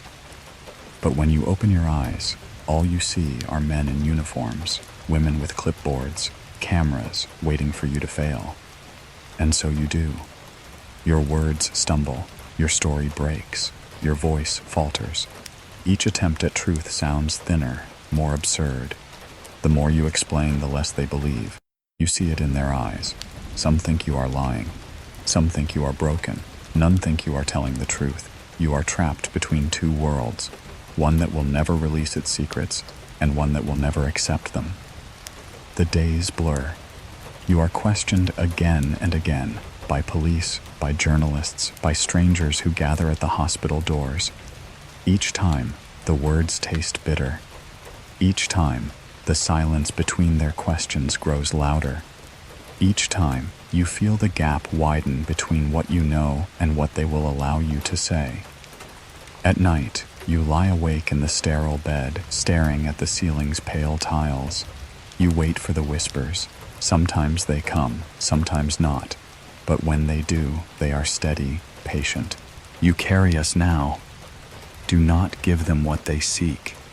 You turn your face into the pillow, trembling, tears burning your eyes. You whisper back, "Why me? Why this?" No answer, only silence. But you feel it, the hum inside your chest, the spirals glowing faintly on your skin. Proof, but only for you. Proof that cannot be shared. The questions continue, and so do the answers that do not satisfy. You leave the hospital eventually, though not as you entered. Reporters follow you, cameras flashing, microphones thrust forward like weapons. The world wants a story. The world wants spectacle. But you have only fragments, pieces too strange to fit into sentences. At home, the questions continue. Neighbors, friends, strangers from miles away, they all come. Some whisper, their eyes wide with curiosity. Others sneer, their voices sharp with doubt. Some ask if you staged it. Others ask if you dreamed it. A few believe, but their belief is heavier than disbelief, filled with fear you cannot soothe. And still, the questions never end. You begin to withdraw. Your voice grows quieter, your answers shorter, your presence dimmer. You walk beneath the stars and wonder why they chose you, why they returned you, why they left you with nothing but silence. Because you are the bridge. The whisper comes again, softer this time, almost tender. You will not answer them. You will carry us instead. You fall to your knees in the dark, clutching your head, sobbing softly. The night air is cool against your skin, the pine scent sharp, grounding, but the weight inside you remains. The world demands answers. The silence gives only whispers, and you are caught between. The questions will never end, but the answers were never meant for them. They were meant for you. And soon, you will understand why. You dream of wires before you dream of faces. Thin threads coiling across your skin, tightening like veins made of metal. They do not hurt, not at first, but they hum with a rhythm that does not belong to you. In the dream, every breath you take is recorded. Every flicker of thought becomes a signal. You are no longer a man. You are a machine waiting to be read. When you wake, the dream has not ended. The room is plain, but heavy with expectation. Fluorescent lights buzz faintly overhead. The walls are pale, almost gray, holding no decoration but the reflection of your unease. A table sits at the center, cluttered with machines that hum and blink with quiet purpose. Wires snake outward, curling across the surface, their ends tipped with cold metal sensors waiting for your skin. Men sit across from you, stern, silent, watchful.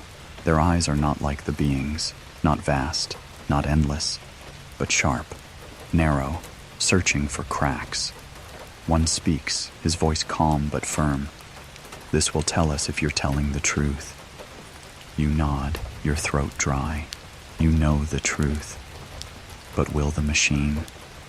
The wires are placed carefully, methodically, around your chest, across your fingers, along your arm. Each one cold, clinging. The cuff squeezes your bicep, pressing tight. Every breath feels measured. Every twitch feels recorded. The examiner sits closer now, his eyes never leaving yours. His hands rest on the switches, the dials, the rolls of paper that will mark your life in lines. You feel your pulse quicken. Already, the machine is listening. They cannot measure silence. The whisper slides softly inside your skull. You flinch, your fingers tightening on the arm of the chair. The examiner tilts his head, noting it. You swallow hard, forcing your body still. The test begins. Questions come, one by one. Is your name Travis Walton? Do you work with the crew in the forest? Did you disappear on November 5th, 1975? The questions are simple, grounded, undeniable. You answer calmly, yes, yes, yes. The machine hums. The pens scratch across paper, marking your breath, your pulse, your truth. Then, the harder questions. Did you see a craft? Did you see a light? Did you see beings not human? Your chest tightens. Sweat prickles your skin. Your lips part slowly, words trembling. Yes, yes, yes. The pens scratch harder. Lines rise, fall, spike. The examiner frowns, his gaze sharp. Do not resist. The truth is yours. The whisper steadies you, soft as breath. You inhale slowly, exhale carefully, trying to calm the racing of your heart. But your body betrays you. The machine hums louder. The paper rolls faster. The spikes rise sharper. The examiner's voice cuts through. Are you lying about what happened to you? Your chest seizes. You choke on the answer, but the word comes, no. The machine answers differently. The pen leaps. The line fractures. The examiner watches, his face unreadable. The room grows colder. You shift in the chair, trembling, your body caught between two worlds, the silence that knows what happened and the machine that cannot understand. The questions continue, each one digging deeper, sharper, each one doubting, each one pulling you further apart.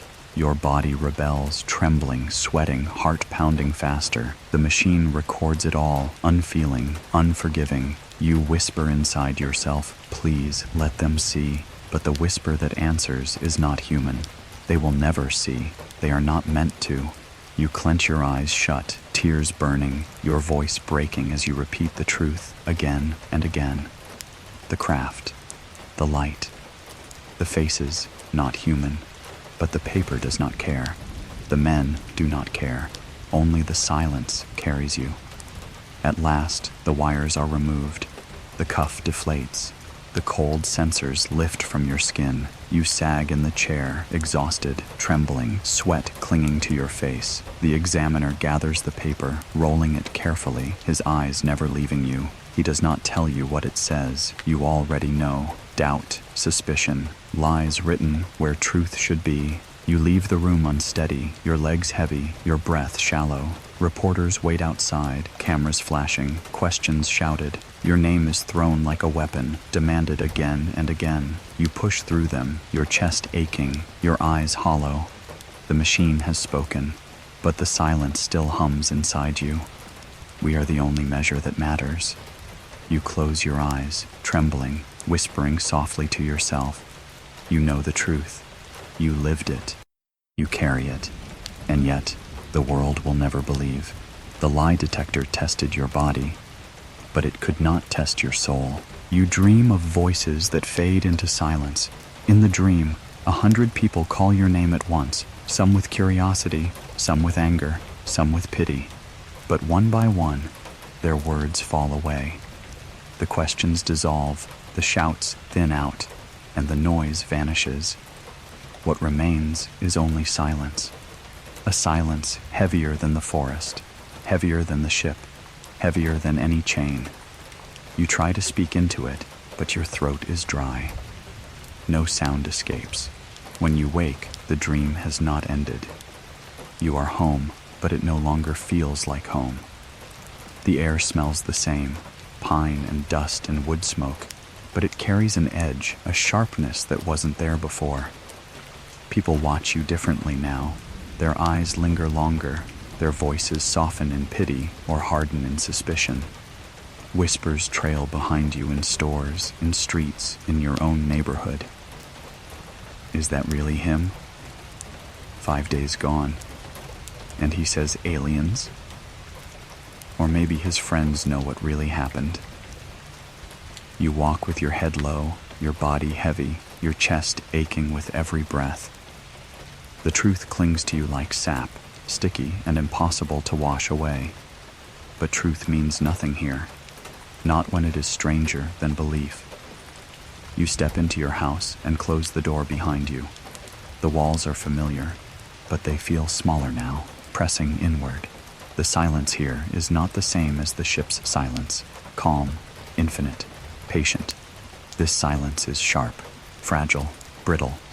You sit at the table, your hands trembling, staring at them as though they might still glow. They do, faintly. The spirals etched beneath your skin shimmer when the light catches them, silver veins pulsing just below the surface. You clench your fists, hiding them, ashamed of what you carry. Proof, but proof no one will ever believe. You carry us. The whisper slides into you, soft as a breath. You shiver, clutching your chest. You close your eyes, whispering back, "Why me?" The silence answers only with patience. Days blur into nights, nights blur into weeks. Doubt becomes the rhythm of your life. You tell your story again and again, to police, to journalists, to strangers who come from miles away just to stare at you. Each time the questions feel sharper. What did they look like? What did they do to you? Why should anyone believe you? Each answer you give feels smaller. Each word tastes thinner. Each retelling pulls the truth further from your chest, turning it into something fragile, something distant. You begin to doubt yourself. Was it real? You feel the hum in your veins, you see the marks on your skin, you hear the whispers still threading through your thoughts, but the weight of disbelief presses harder. You stand beneath the night sky, staring upward at the stars. They burn sharper than ever, each one a reminder of what you saw, of where you were. But the longer you stare, the more the questions gnaw. Maybe it was a dream, maybe it was madness, maybe you never left at all. You did. The whisper comes steady, patient, final. But the weight of doubt is heavier than any whisper. Your crew carries it too. You see it in their faces, the guilt, the fear, the cracks widening between them. They stood by you. They took their own tests. They repeated the story. But the world does not forgive so easily. Suspicion lingers. Doubt stains. The town whispers behind their backs as well. Murderers, liars, fools. The forest is no longer theirs. The clearing has become a wound they cannot heal. And you are the scar that proves it happened. Nights are the hardest. You lie awake, staring at the ceiling, listening to the silence press against your ears. Sleep comes slowly, if at all. And when it does, the dreams return. Dreams of faces not human. Dreams of spirals of light. Dreams of rooms alive. Of spheres glowing, of eyes staring endless into yours. And you wake in, you drenched in sweat, trembling, clutching your chest where the hum still lingers. The doubt gnaws deeper. Are these dreams? Are these memories? Are these both? You sit in the dark, whispering to yourself, "I was there. I know I was there." The silence always answers, "You were," but your heart is not soothed. The world does not let go. Reporters return, again and again. Cameras flash, articles are written, each one bending the truth further. Some call you a liar, some call you insane, some call you a hoax, a few call you chosen, but their belief carries a fear that feels heavier than disbelief. You become a spectacle, a story, a headline, but never a man. You walk through the streets, shoulders bowed, eyes lowered. The whispers cling to you, following you everywhere. The weight of doubt presses harder each day, crushing, suffocating, endless. And still, the whispers of silence thread through your chest, patient. Carry us. That is all. You tremble, whispering back, "I don't want this." But the silence only hums, steady, infinite. One night, you walk back into the woods. The forest smells the same, pine and earth and frost, but it feels different beneath your feet. The clearing waits, silent, patient. You stand where you fell, staring upward at the stars. They stare back, endless, sharp. You whisper into the night, "Will you come back?" The forest answers only with wind, but inside you, the hum sharpens, steady and final. We never left. You collapse to your knees, tears burning your eyes. The weight of doubt crushes your chest. You sob softly, your voice lost in the trees. And still, the silence holds you. You dream of waking, but the dream never stops. In this dream, you open your eyes to the ceiling of your own room, familiar in every way. The cracked plaster, the faint stains of water, the steady hum of a house that creaks with age. Yet you know something is wrong, because the silence is too heavy, the air is too thick. And when you turn your head, you do not see walls, you see stars. Stars pressed against the glass of your vision, endless and sharp, close enough to pierce your skin. You whisper to yourself, "I'm awake." But the dream answers, "No, you are still with us." When your eyes open for real, you lie drenched in sweat, your chest heaving, the sheets tangled around your legs. The clock ticks softly on the nightstand. Its hands glow faintly, pointing toward an hour that feels more like a wound than a number. The house is silent. The town outside is silent. But inside your skull, the silence is alive. You are not done. The whisper slides across your thoughts, calm as always.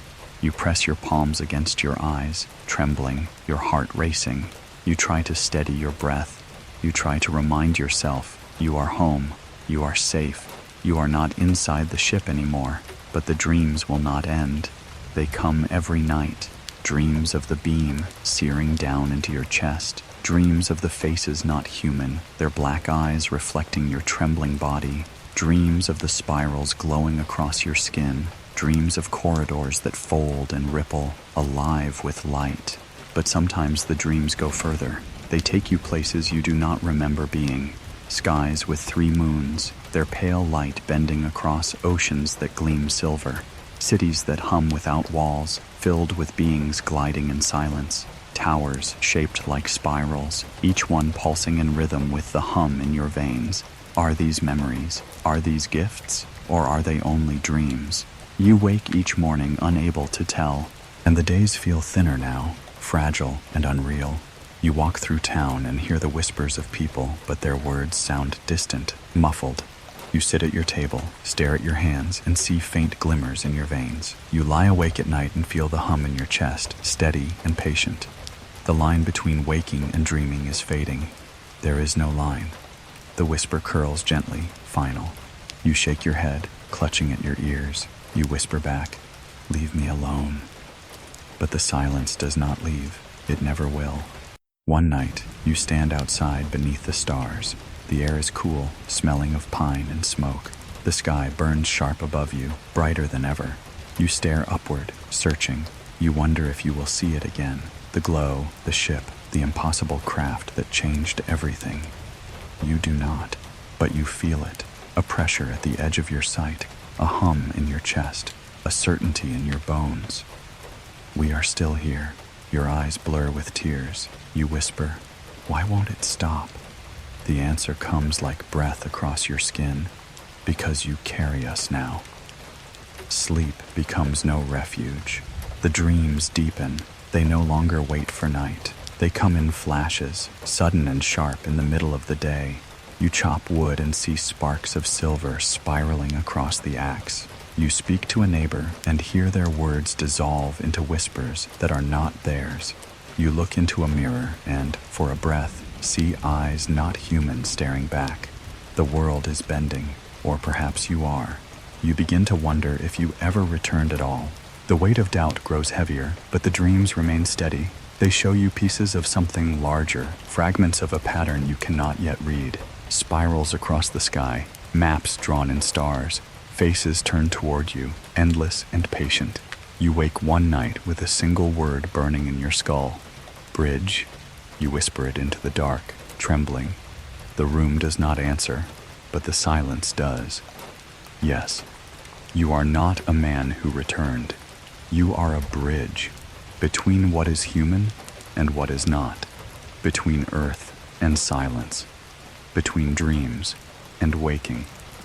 And bridges do not sleep.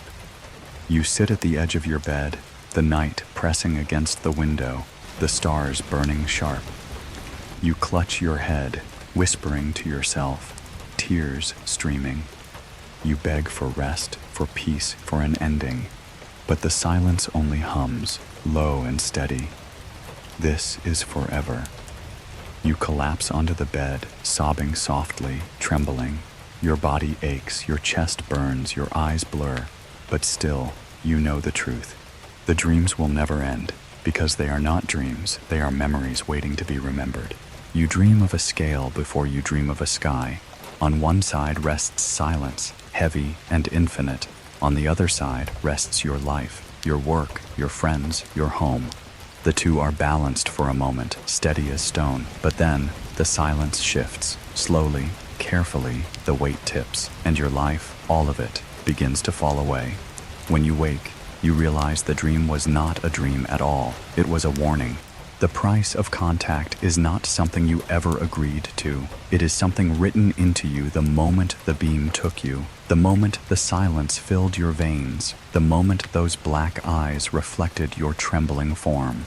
You did not choose this, but choice was never part of the exchange. You wake each morning with a chest heavier than the night before. The spirals beneath your skin glow faintly in the dark, fading with the rise of dawn, but never disappearing. You cover them with sleeves, with silence, with denial, but they remain. Proof you can never show, proof you can never explain. You step outside and the world watches. Neighbors turn their heads, strangers linger, children whisper. Every eye weighs you down, every word of disbelief carves deeper. You want to be invisible again, a man like any other, swinging an axe in the woods, laughing with your crew. But that life was the price, and the price has been paid. You are not theirs anymore. The whisper threads through your thoughts, calm and steady. You flinch, your jaw tightening, your hands curling into fists. You whisper back, "Then why send me back?" The silence answers only with patience. Your crew carries their own share of the price. You see it in their hollow eyes, in their stiff shoulders, in the way they avoid the clearing now. They stood by you. They told the world the story. They endured suspicion, tests, ridicule. They are marked too, though not in flesh, but in memory. They will never escape the lives. Ite of November 5th, 1975. Some of them drink more now. Some work less. Some fall silent when your name is spoken. You carry guilt heavier than the whispers. You know you brought this weight upon them, even if it was never your choice. But the silence reminds you, it was never their choice either. The price spreads, always. At night, you lie awake, staring at the ceiling. The dreams return, soft at first, then sharper. You see the ship again, the corridors alive with light, the sphere glowing, the faces not human, eyes endless, unblinking. You wake drenched in sweat, trembling, gasping. You clutch your chest, whispering, "Please, let me rest." The silence answers with one word, no. The world does not let you rest either.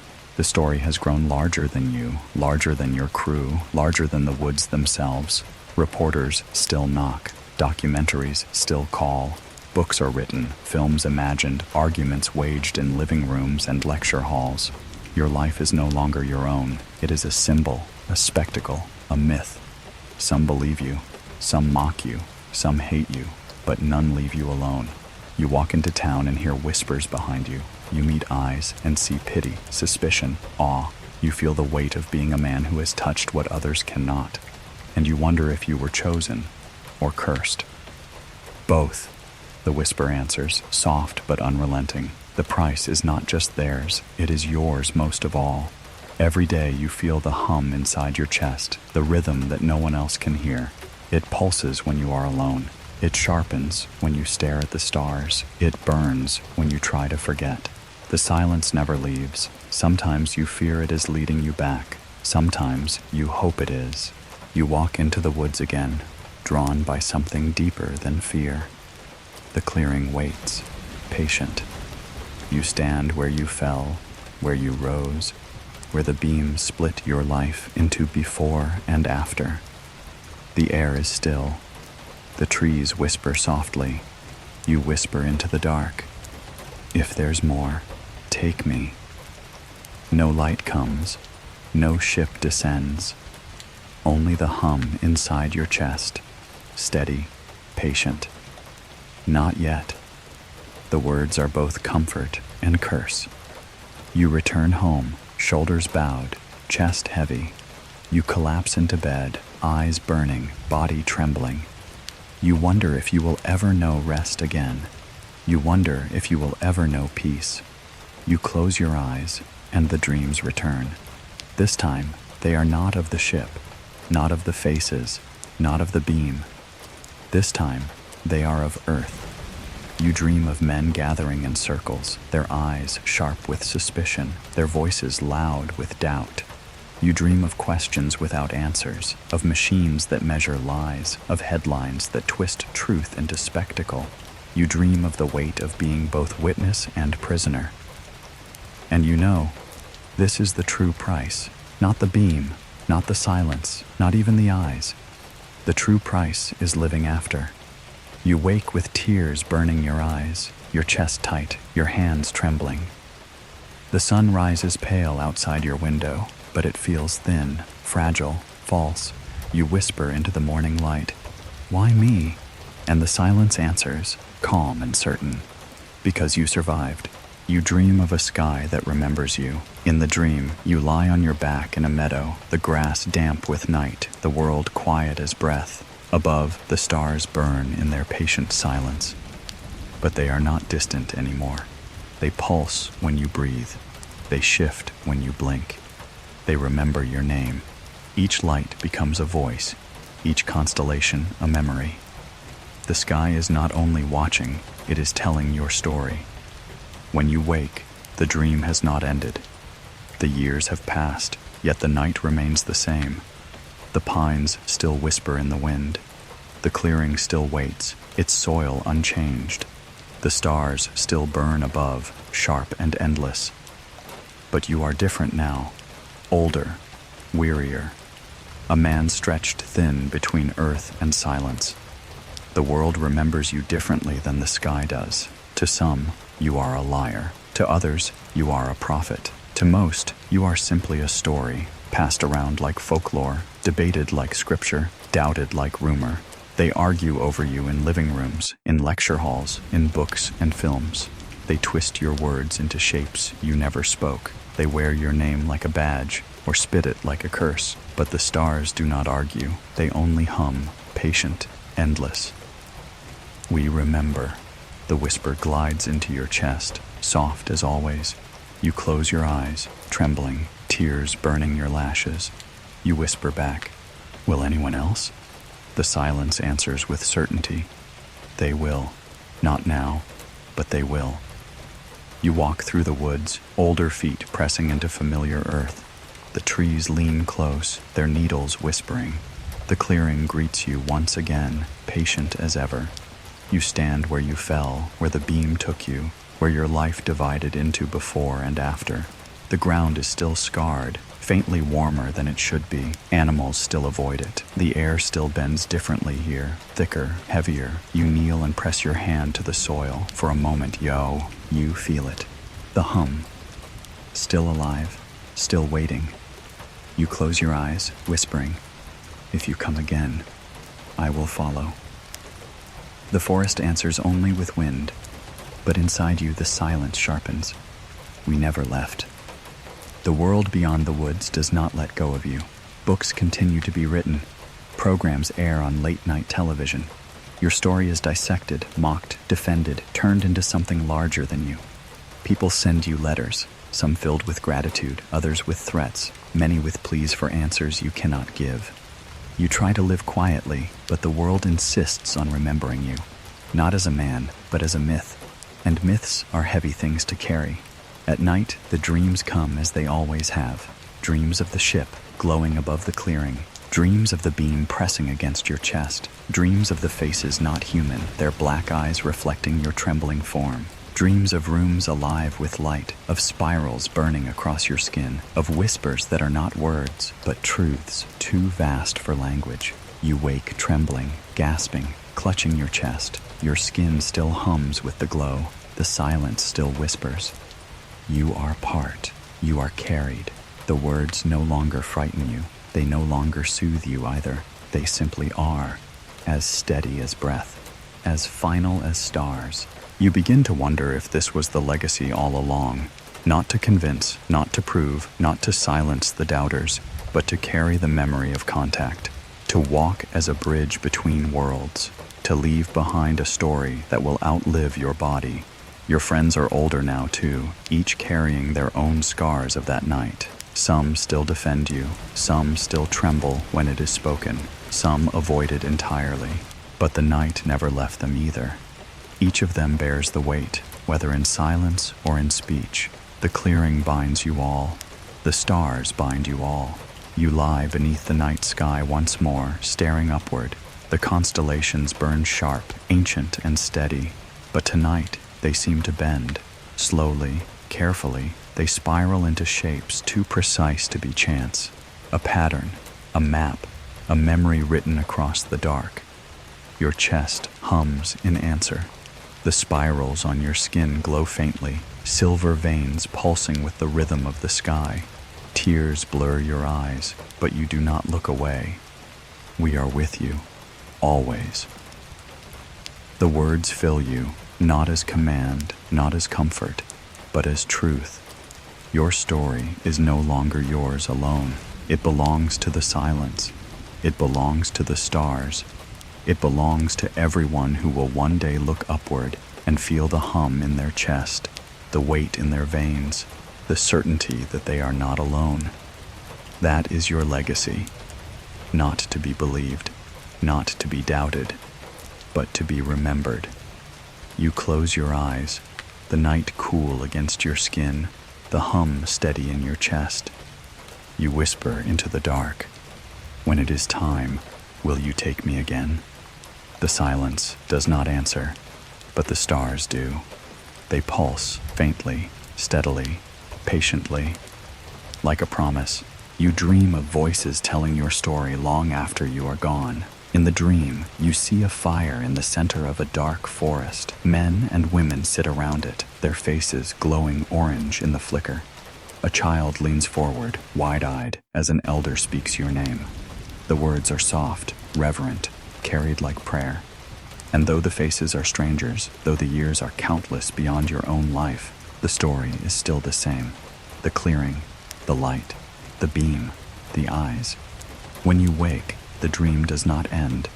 The night sky above your home feels larger now, as if the stars have edged closer, pressing down gently against the earth. They are not just stars anymore.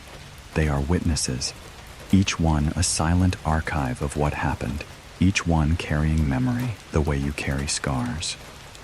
You step outside, older now, your bones aching, your breath heavier.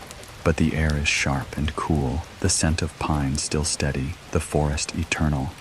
You look up, and for a moment you imagine your outline etched across the constellations, your life stitched into their map. You whisper into the dark, "Will they remember?" The silence answers as it always does. Not now, but beyond you. The story has already left your hands. It moves through the world without your permission. Books are written. Films are made. Your face is printed on covers, painted in frames, blurred on screens. Scholars argue, believers defend, skeptics mock, children dream. Your name is spoken in languages you will never know. Some call you a liar, some call you a prophet, some call you a myth, but all of them call you. Your life is no longer your own. It has become a thread woven into something larger. A story no longer contained by your body, no longer restrained by your silence. We told you, you are the bridge. The whisper is softer now, almost tender. You close your eyes, letting the words wash through you. You no longer resist them. You no longer fear them. They are part of you, as steady as breath, as endless as the stars. At night, you still dream. But the dreams have changed. No longer only the beam, no longer only the faces, no longer only the silence. Now you dream of others, men and women who have seen the same lights, children who wake screaming with visions they cannot name, strangers who whisper beneath stars, feeling the hum inside their chest, never knowing why. The story is not yours alone. It never was. It was always meant to spread, carried through whispers, through wonder, through the fragile faith of those who look upward and cannot accept emptiness. You were only the first voice. One evening, you return to the clearing. The soil is still faintly warm. The air is still thicker here, bending softly against your skin. You kneel, pressing your hand to the ground. Your chest hums in rhythm with it, steady, patient. You whisper, "I carried it, as long as I could." The silence answers gently. You were never carrying it alone. You close your eyes, tears wetting your cheeks. You are not afraid anymore. You are not angry anymore. You are tired, but you are also at peace. Time continues its slow work. You grow older. The world moves on, but the story does not fade. It grows, reshaped in each retelling, magnified in each telling of those who never met you. It becomes less about you, more about what lies beyond. The clearing becomes legend. The beam becomes myth. The faces become archetypes. And through it all, your name remains, stitched into the fabric of belief. The story is the life beyond your life. The whisper is final now, calm and infinite. One last night, you step outside beneath the stars. The sky is vast, burning sharp, endless. You stare upward, your breath slow, your chest heavy but steady. For a moment, you swear the stars shift. Spirals bend across their pattern. Constellations reshape. A map appears, one only you can see. You smile faintly, whispering, "I'm ready." The silence hums inside you, deep and patient. You were always ready. You close your eyes. The stars burn steady. The forest breathes. The clearing waits. And the story moves on, beyond you, beyond now, beyond time. It will live in whispers. It will live in doubt. It will live in wonder. And long after your breath is gone, long after your voice is silent, long after your body has turned to dust, the story will remain. A story carried not only by the earth, but by the stars themselves.